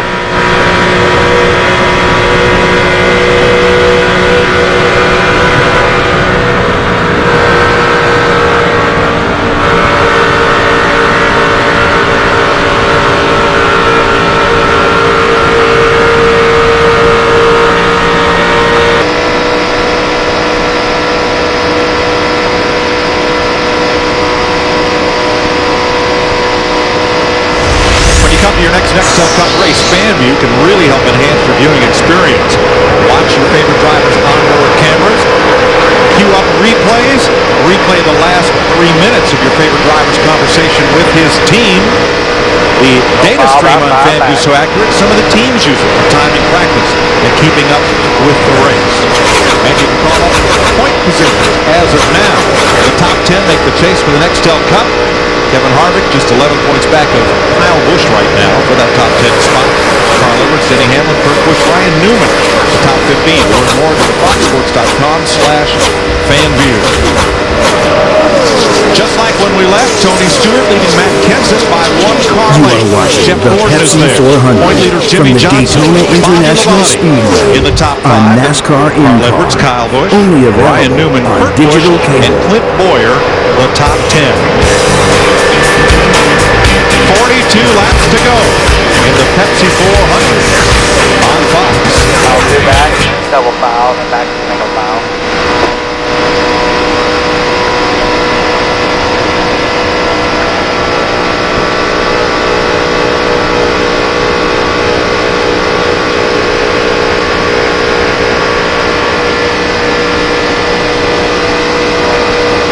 You're pretty decent right now. I just started out real loose. Before you 5 away from a pit stop, 5 away. I'm going to tighten you up just a little bit, have it come in a little earlier.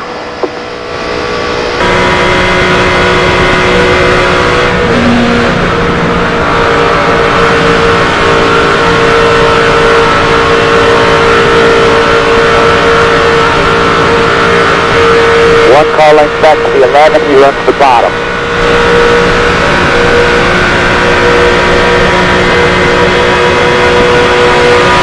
Right. They're all around. Inside.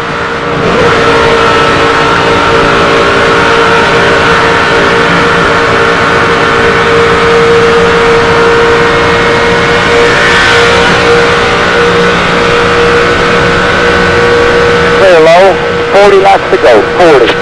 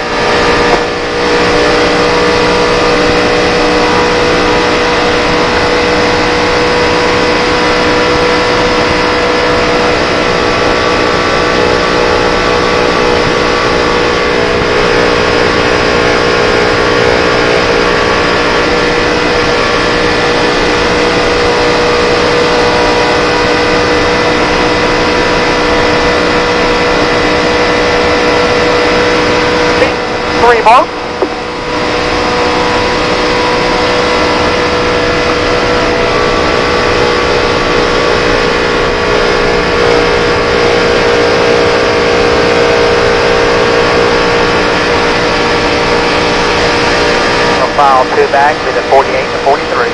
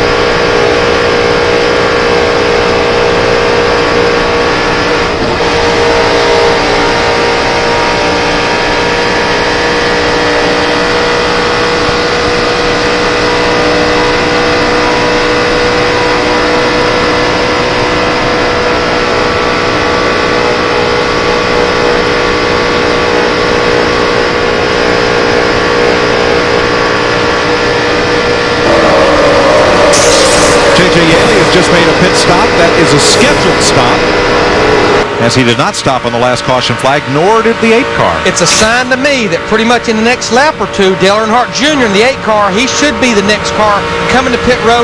And in about 4 or 5 laps after that, I think we will see everyone on pit road for what might be their final pit stop of the night. Kasey Kahne is in, and Michael Waltrip, who's off the lead lap, is also in. Whoops, over the line, got to back him up. Costly mistake under green. Kasey did not need that. He has not been running that well tonight anyhow.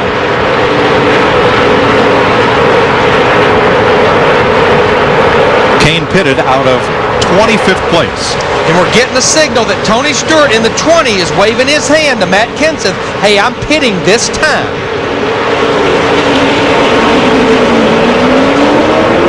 With the backup, a 21-second stop, and here they come onto pit road, led by Tony Stewart, the race leader. Matt Kenseth coming in with him, and Carl Edwards. Steve? And Mike, remember, Matt Kenseth doing a fantastic job battling back from that pit road mishap on lap 88. They're going to make an air pressure adjustment. They're going to drop the air on both left side tires on that 17 of Matt Kenseth. 4 tires for the 17, and we go to Dick. Tony Stewart, who has dominated the race tonight just as he did last July, has called for 0 changes in his car other than 4 tires and fuel. For that, Carl Edwards on pit road with the 20 of Stewart. Left side tires on. Good stop by the 99 guys. And I think we'll see all of these green flag stops. They'll do exactly that. 4 tires because they know this may get them to the end. Here comes another full water race car for what will be their final pit stop. Bobby Labonte is in along with Jeff Gordon, Jimmie Johnson, Kyle Busch, Ryan Newman, Kurt Busch, Elliott Sadler, and more. Steve? Mike just heard from the 43 pits. He said Bobby hasn't said much. He said it's rotating well, just a little bit tight in the center, but he hasn't said much all night. He really likes this race car. Matt? Steve Letarte, Jeff Gordon's crew chief, will attempt to tighten up the 24 car on this stop. Gordon was stuck running the high side most of the last run just because the car was just not balance-wise what he needed. Jimmie Johnson in as well. Johnson took 4 tires the last stop. Gordon only took 2. Jeff Burton was in along with Tony Raines, David Stremme, Mike Wallace, Kenny Schrader, Reed Sorensen, Dave Blaney, Joe Nemechek, Kyle Petty, Travis Kvapil, and pole sitter Boris Said. And here comes Kevin Harvick in the 29 car that had assumed the lead for 1 lap. He's followed by Greg Biffle in the 16, Jamie McMurray in the 26. Here comes Denny Hamlin in the 11, Dale Jarrett in the 88 car. We have just about cycled through this set of green flag stops. Jeff Green's in as well, and so is Casey Mears. That will hand the lead back to Brian Vickers.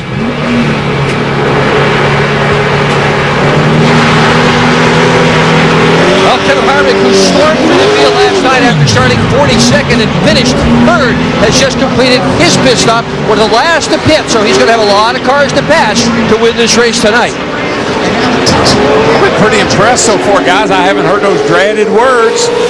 too fast entering or too fast exiting. It's been pretty clean all night, and this is definitely the pit stop as we see Brian Vickers in the 25 took the lead. You don't want to see no mistake on this pit stop here with 34 laps to go. Vickers coming down the pit road, and so is Sterling Marlin, which would be the last of the lead lap cars to make a pit stop. Here's Matt. Young man who's in his third at Talladega hits the flip-flops pitboard sign in memory of his late friend Ricky Hendrick. You can see they're pulling the tear-offs off the windshield for better visibility. Left side tires going out. Now his car was neutral. They still made an air pressure adjustment to try to improve that 25 car. The green flag pit stops, instead of spreading the leaders out, pulled them all together. Tony Stewart, Jeff Gordon, off to turn one, side by side once again. Now Jeff Gordon, really, that group split by Steve apart. They won the battle of those green flag stops. Tony Stewart, that RS-25, he's not going to let him keep the points for long, but not a lot of help so far. But here comes Kitson from the 17 with the help. And Bobby Labonte.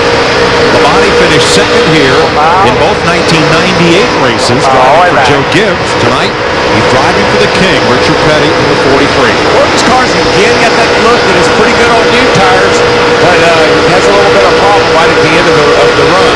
And Darrell, should we stay green, this will be another long green run because that pit stop came right on the window that will get them to the end on full load of fuel.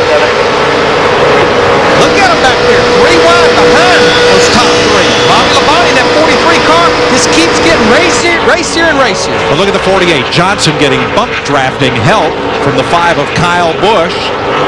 Edges past Labonte for 4th place. Nope, Labonte comes right back after him on the bottom.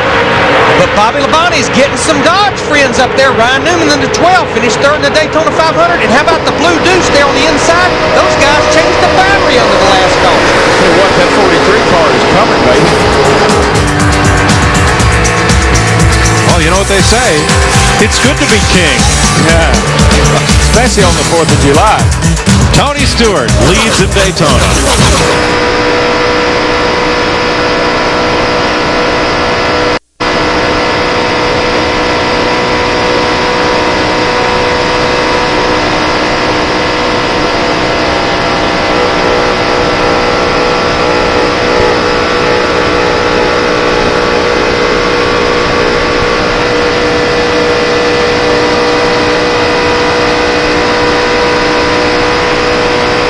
Back, double file.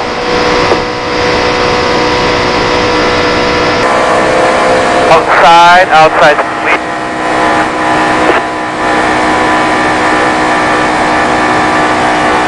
And 3.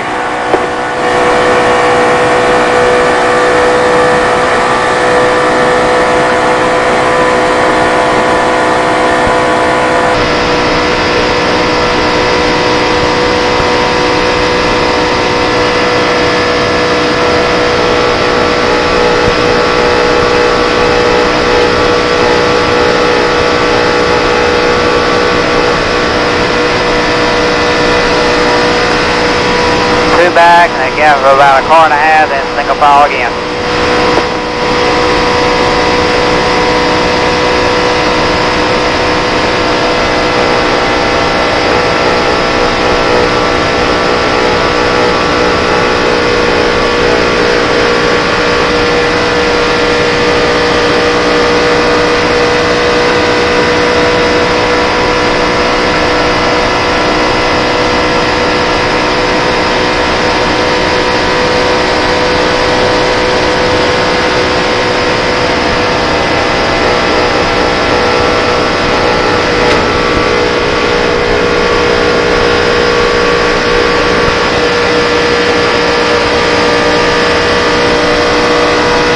About 6 back.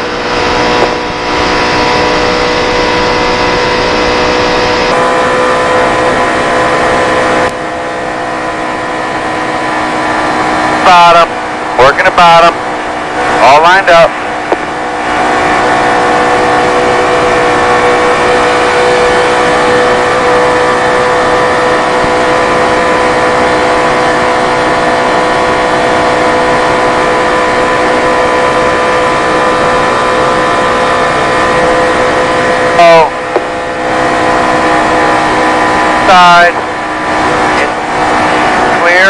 inside, inside.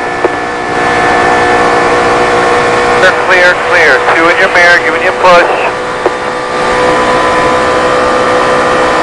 Outside, 2 wide outside. Clear, clear. Whew. Nice.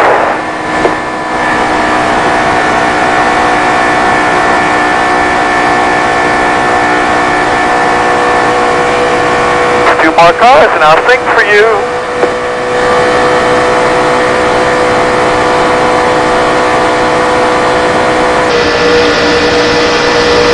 I do below you.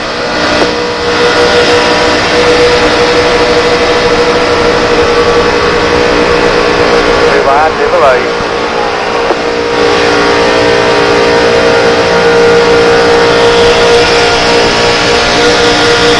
Double mile.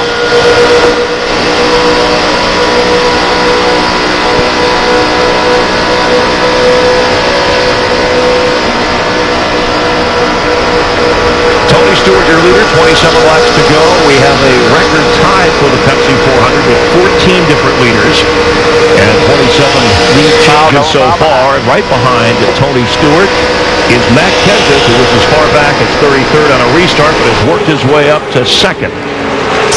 Chris, when you talk about that, remember back in February, the 20 and the 17, well, they kind of had a little issue between each other. And look who's lurking back there in third, the guy who won the Daytona 500. And who's behind him? The 2-car Kurt Busch, who had a pretty strong run here, also going in Daytona in February. But right now I'm wondering, Matt Kenseth is thinking, I wonder what's going to happen if I try to pass that 20 car, or if we might wind up seeing something that like we did in February. Matt Kenseth led some 28 laps in that race. A little upset with each other, and Tony said, hey, I didn't appreciate that, and it wound up spinning Kenseth around, but fortunately he was able to recover. These two guys right there, I mean, they were pretty mad at one another at the end of the day. Kenseth thought he had the car to win that Daytona 500. Had that incident not taken place, he brought that same car here. Of course, Jimmie Johnson, who won the Daytona 500, can't bring that car because it's on display at Daytona, USA. Tony Stewart leading Matt Kenseth and Jimmie Johnson. 25 laps to go. You're watching NASCAR on Fox.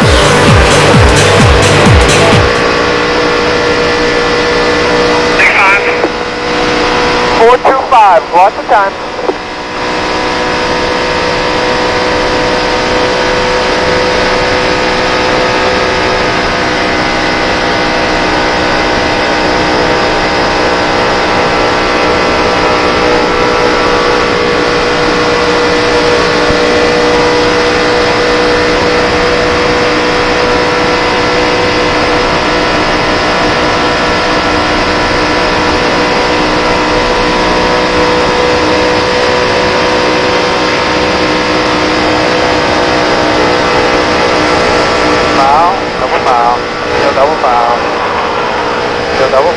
Clear.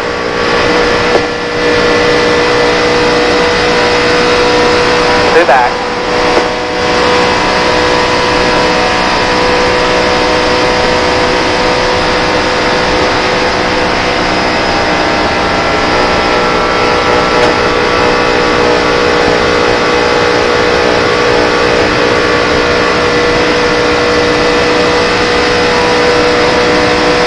On 4-5 back.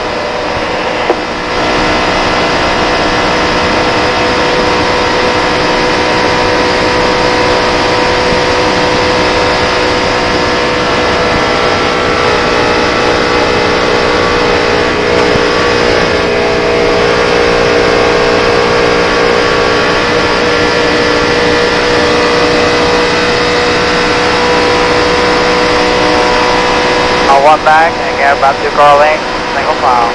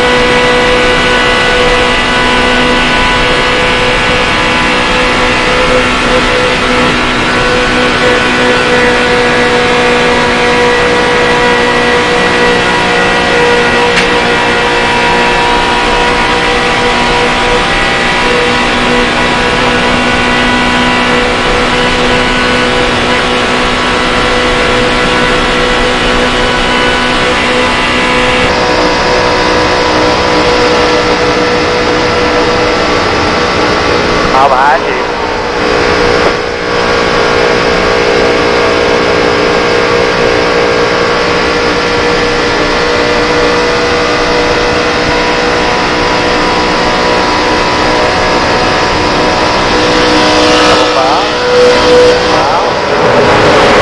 From the Goodyear airship, you watch the two of Kurt Busch on the bottom of the racetrack challenge Matt Kenseth for second behind race leader Tony Stewart. Area coverage from Goodyear Eagle tires with carbon fiber technology for enhanced handling and performance.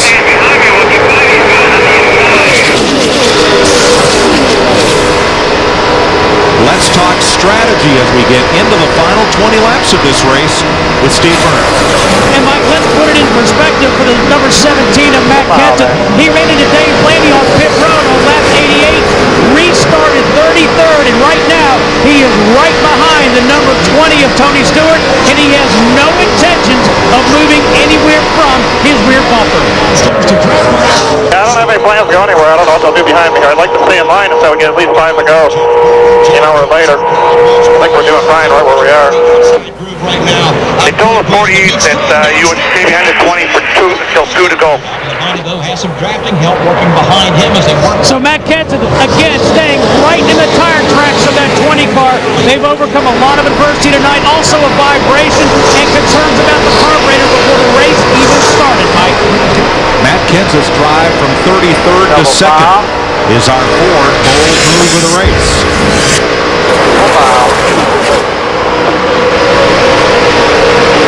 I like this strategy, but he better be sure whoever's running third, when he decides to do something, they're going to do it with him, because if not, they will shuffle him right out. Now, one commercial break ago, Bobby Labonte was caught in the middle between cars and shuffled back 3 or 4 positions. Labonte has fought back. Drafting off Kurt Busch, he climbed up to 5th and now shows in, what's that, 3rd place? 3rd place, yeah. He got out of line there for a little bit, but he's worked himself right back up there. And another car that had worked his way up there, but he just got shuffled out of line. You saw him squeeze up in front of Carl Edwards in the 99.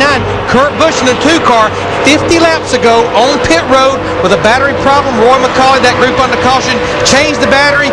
This group right here, after finishes of 2nd, 9th, and 5th, made a statement a month ago, we will make the chase for the Nextel Cup. 10 races to go, including tonight for those final 10. Right now, he's in 14th place. The man alongside him, Kevin Harvick, 29.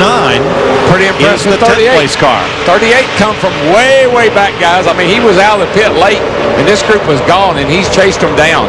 I mean, guys, with 18 laps to go, we got the top 18 cars within 2 seconds of each other. Our DLP HD TV Ultimate Picture Cam floating above the start-finish line at Daytona. Watch Carl Edwards, the 99, there. Wham. Well, the 2 car was coming up.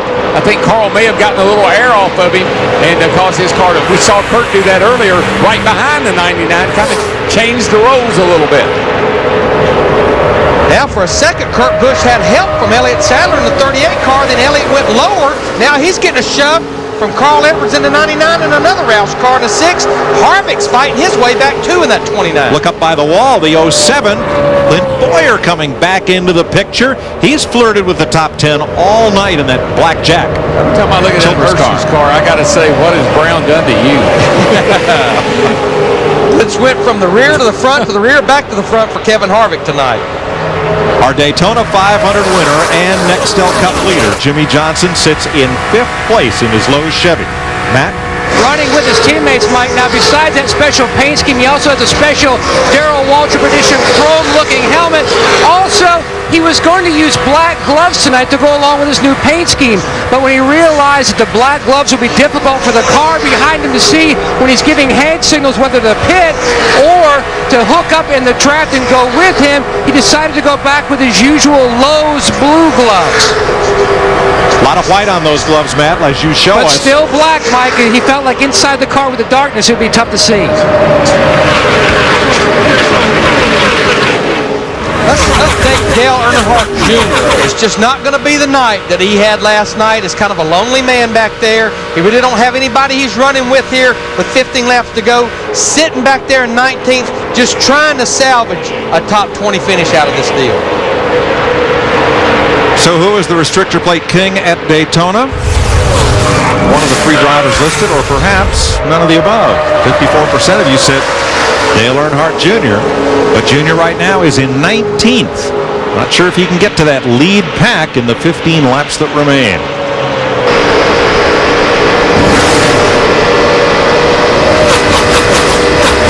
Laps to go.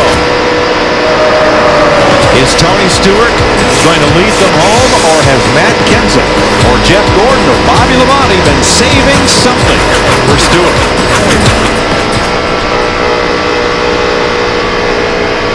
Mile behind you, about 2.5.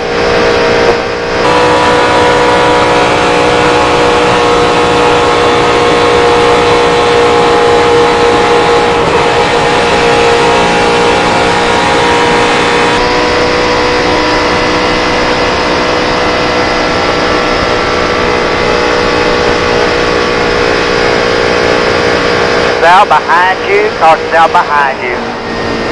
Top of the racetrack, June, up top, up top.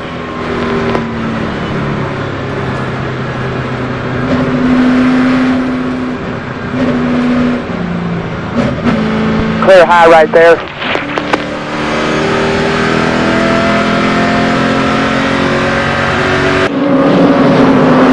Racing for 5th place, Jimmie Johnson and Bobby Labonte have crashed. Watch the 48 of Jimmie Johnson. Now there's cars all around. You get the 2 here, he's moving air. 38's back here looking for which way am I going to go, and it gets Jimmie loose right there, and he can't catch it, and poor Bobby Labonte is on the outside going down into turn 3, and they get hooked together. And as we have well made note, that's at over 180 miles per hour you're turning down in that corner. And what's happening right there is just too many cars moving around. The 2, the 38, and it got Jimmie loose. And unfortunately, Bobby was on the outside of him. All right, 37 cars on the lead lap. Our pole sitter Boris said leading Kasey Mears. They did not pit. Greg Biffle, Elliott Sadler, Jamie McMurray, Yaley, Hamlin, Gordon, Kenseth, and Stewart, the top 10. Now, we've always been talking about Hamlin all week. I'm not sure about the strategy of those top 2 cars, but you know what? They were not hardly going to get a top 20 finish if they pitted with everyone. Actually, if the cars had changed 4 tires, Jeff Gordon in the 24 group won the battle on that. But just remember, Larry, saw cars come to the back to the front pretty quickly. Having cars in front of you to draft off of is a good thing. 4 fresh tires here will make you a superhero. Let's see who flies through the field. Now we're riding with Greg Biffle in the 16 car, won the battle off pit road. We know he, Jamie McMurray, J.J. Yaley, Elliott Sadler, they have 2 fresh right side tires. Frank Stoddard, Boris Set's crew chief, told broadcaster Barney Hall this morning, how fast does an anvil get to the bottom of a pond? That's how fast we're going to drop back after the green. But look, here's Boris Set after all those adjustments, rolling the dice right back up front again. And what he meant by that, he knew what they had to do to set up this race car to go up there and sit on the front row. Top 4 single file, 2x2 after that. One thing we know about 60, he's plenty fast enough. Oh, yeah. I don't know if he's got a grip on the lead or not, but he's fast enough. One of America's top road racers, his father, an Olympic bobsledder and sports car ace. Boris Set leads at Daytona with 8 laps to go. And what happens is there pretty soon panic will set in. And you'll start saying, I got to get there, I got to get there. And you'll start making dumb moves. And just remember, the guy in second, 42 car, Kasey Mears, that's a backup car. He was involved in that practice crash on Thursday. And there's going to be some guys back here that are going to get real impatient in a hurry. There'll be 7 laps to go. Stewart drops to the inside. Full contact there. Forces his way past teammate Denny Hamlin. And he stays on the bottom, going straight toward the front. It's like the seas parted for Tony Stewart. Cannot believe how that happened. Stewart is up to second. Let's go to the garage. Steve Burns. With Bobby Labonte, Bobby, how disappointing with a great race car and a great team effort to be here in the garage. No, it's so disappointing, you know. Here we go, boys. Got the big one off of turn 2 back here, guys. Well, we'll get back to Bobby Labonte in a moment as teammates Mark Martin and Greg Biffle have crashed. Actually, it wasn't as big as I thought it was going to be when it started. There were a lot of cars around, but only 2 really got involved. A lot of right front corner damage. Whoa, there's another one. I didn't see him. And we got no brakes. Boy, Hendrick Motorsports is fortune's turned sour in a hurry. 48 on the last caution, 24 on this. We heard him say no brakes. A lot of smoke from Paul Edwards' car. Big tire up there as well on the 99. Let's see what happened here, Darrell. Well, let's see. We're up in the middle here. Bunch of 3 wide.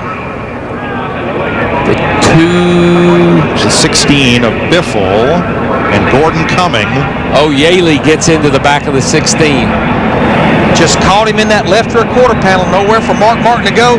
But look at Denny Hamlin, Clint Boyer just barely getting by, as well as Ryan Newman. And it's so hard to know for sure.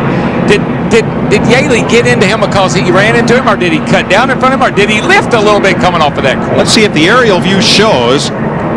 Does Biffle turn down, or does Yaley come up, or is it a combination of both? Pretty sure Yaley gets up right about here, this car on the bottom, and then he gets the 24 coming there. He's just in that pocket where you don't have a lot of air blowing on your car.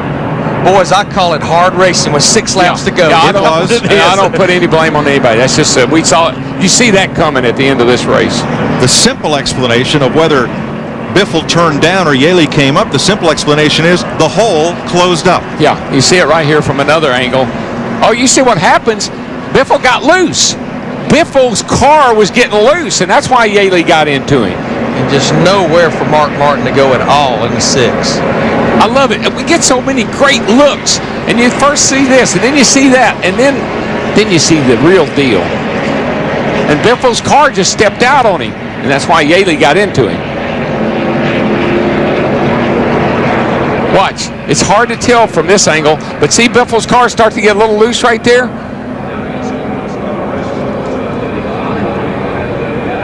Definitely, you would have to say J.J. Yaley was at no fault whatsoever. No, J.J. didn't do anything. He Not didn't. at all. Right there, you see it perfectly clear. And Jeff Gordon, again, kind of like the 43 car was, just on the outside of a car at the wrong time.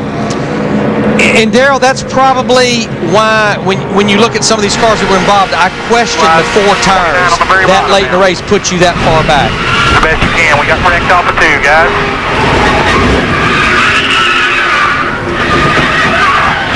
Well, I don't know how many tires Tony Stewart took. He's went to the front. It didn't hurt him. No, it has not. It's exactly right. Yeah, that's a hard lick for Jeff Gordon.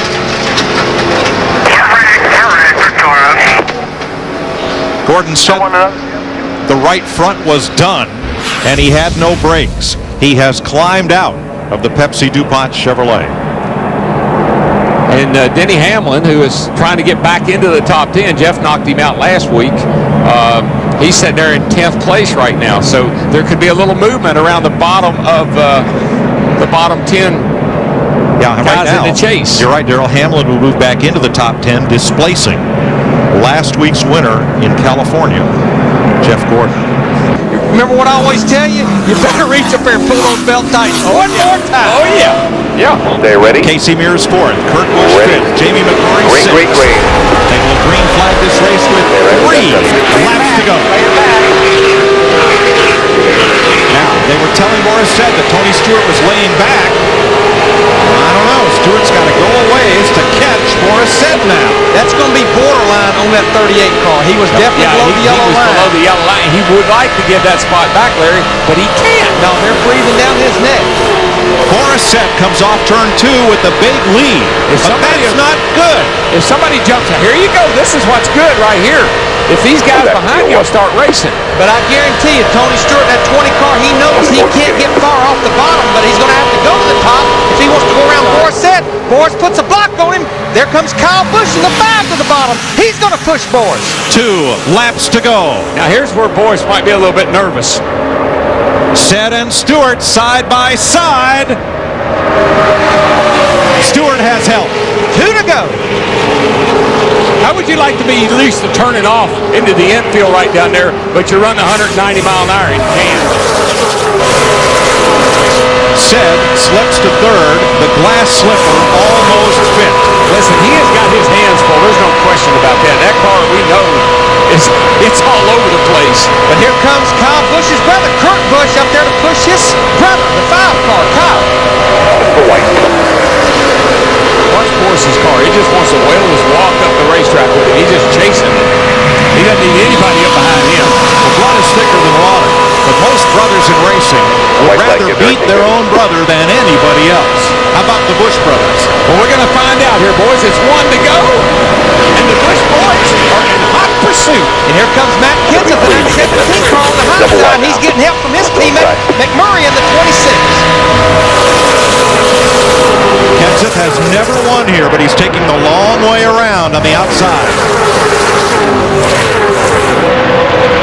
Now just remember, it gets really tense coming down the back right here. You start blocking. In turn 3. Caution is out. Caution is out. Will we go to overtime or will the checkered flag wave? That's it. We were in a white flag lap. We took the white flag.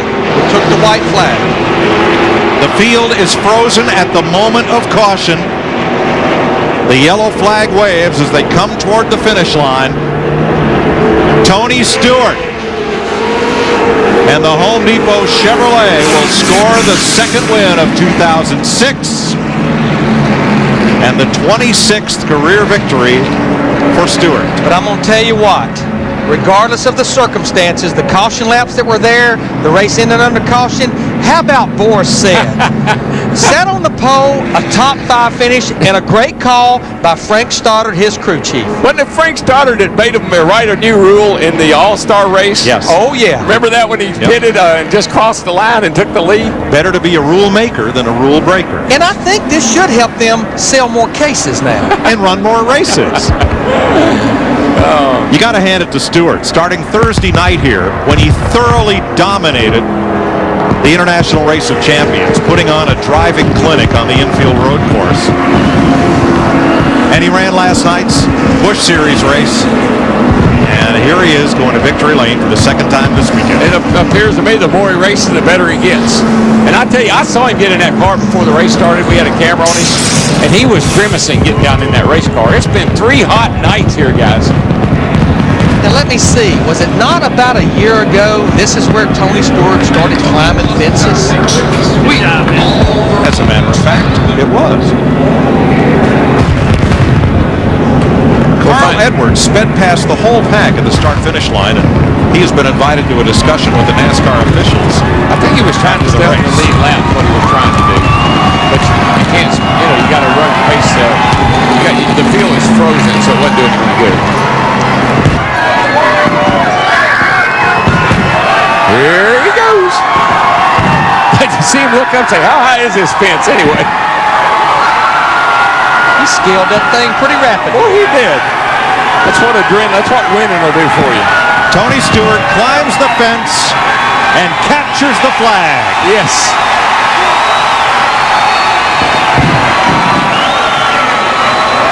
Nice job, buddy. The smoker. That is his signature salute to the fans of this sport.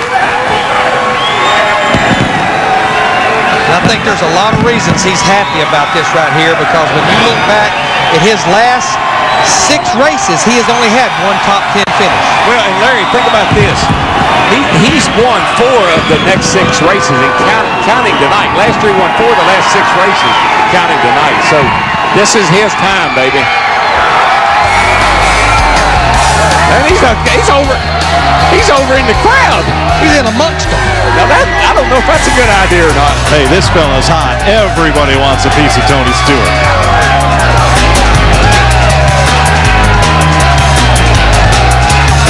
We'll find Stewart in victory lane next. And Tony Stewart has finally arrived at victory lane, but he is still trying to catch his breath in victory lane. So it's tougher to drive the car. Oh, he's going to come out. All right, come on out, Tony. This guy he's into extended celebration tonight. Why not, after what he has done? All right, my friend, was it harder to drive the car to win the race, or was it harder to climb that fence? It's harder to climb the fence. About 2 to go, I thought, man, maybe I ought to let somebody else go around here and let them climb it this time. But I can't do that, though. I'm so proud of all these guys. These guys are the ones that made it happen. It's not me. We go to these restrictor plate races. It's Greg Zipadelli and everybody on this Home Depot team. They do such a good job, and all of Home Depot corporate supports us 100%. Coca-Cola and just everybody involved with this. They've done such a good job, and it's been a long weekend. It's been a long, hot weekend. I cannot wait to get out of here. A little bit over a year ago, you were hardly a fan favorite. Then you won the Pepsi 400 here at Daytona, climbed the fence, went on to win more races and a championship. And now the fans love Tony Stewart. How big is that for you? It's cool, and they may call this Pepsi 400, but Coca-Cola still tastes a hell of a lot better. So I'm going to drink this the rest of my life, whether I'm sponsored by them or not. So I always have, always will. But, it's so cool. I mean, that's the best thing in the world is climbing up that fence and getting to that flag stand. And it doesn't matter what shirts they got on or what hat, they're all cheering up there. And I made the mistake of going down the ladder, thought there was a gate there, didn't find the gate, and was in the mosh pit for a while. So I'm pretty sure I'm not cut out for punk rock bands anytime soon. But man, it's awesome. This team needed us. We've had two really rough weeks the last couple weeks with Michigan and Sonoma. So it's nice to finish this one off here. Congratulations to you, Steve. This copyrighted telecast may not be reproduced, retransmitted, or used in any form without the authorized written consent of NASCAR Broadcasting. NASCAR would like to thank all of our loyal fans for your continued support, and we hope you enjoyed today's broadcast.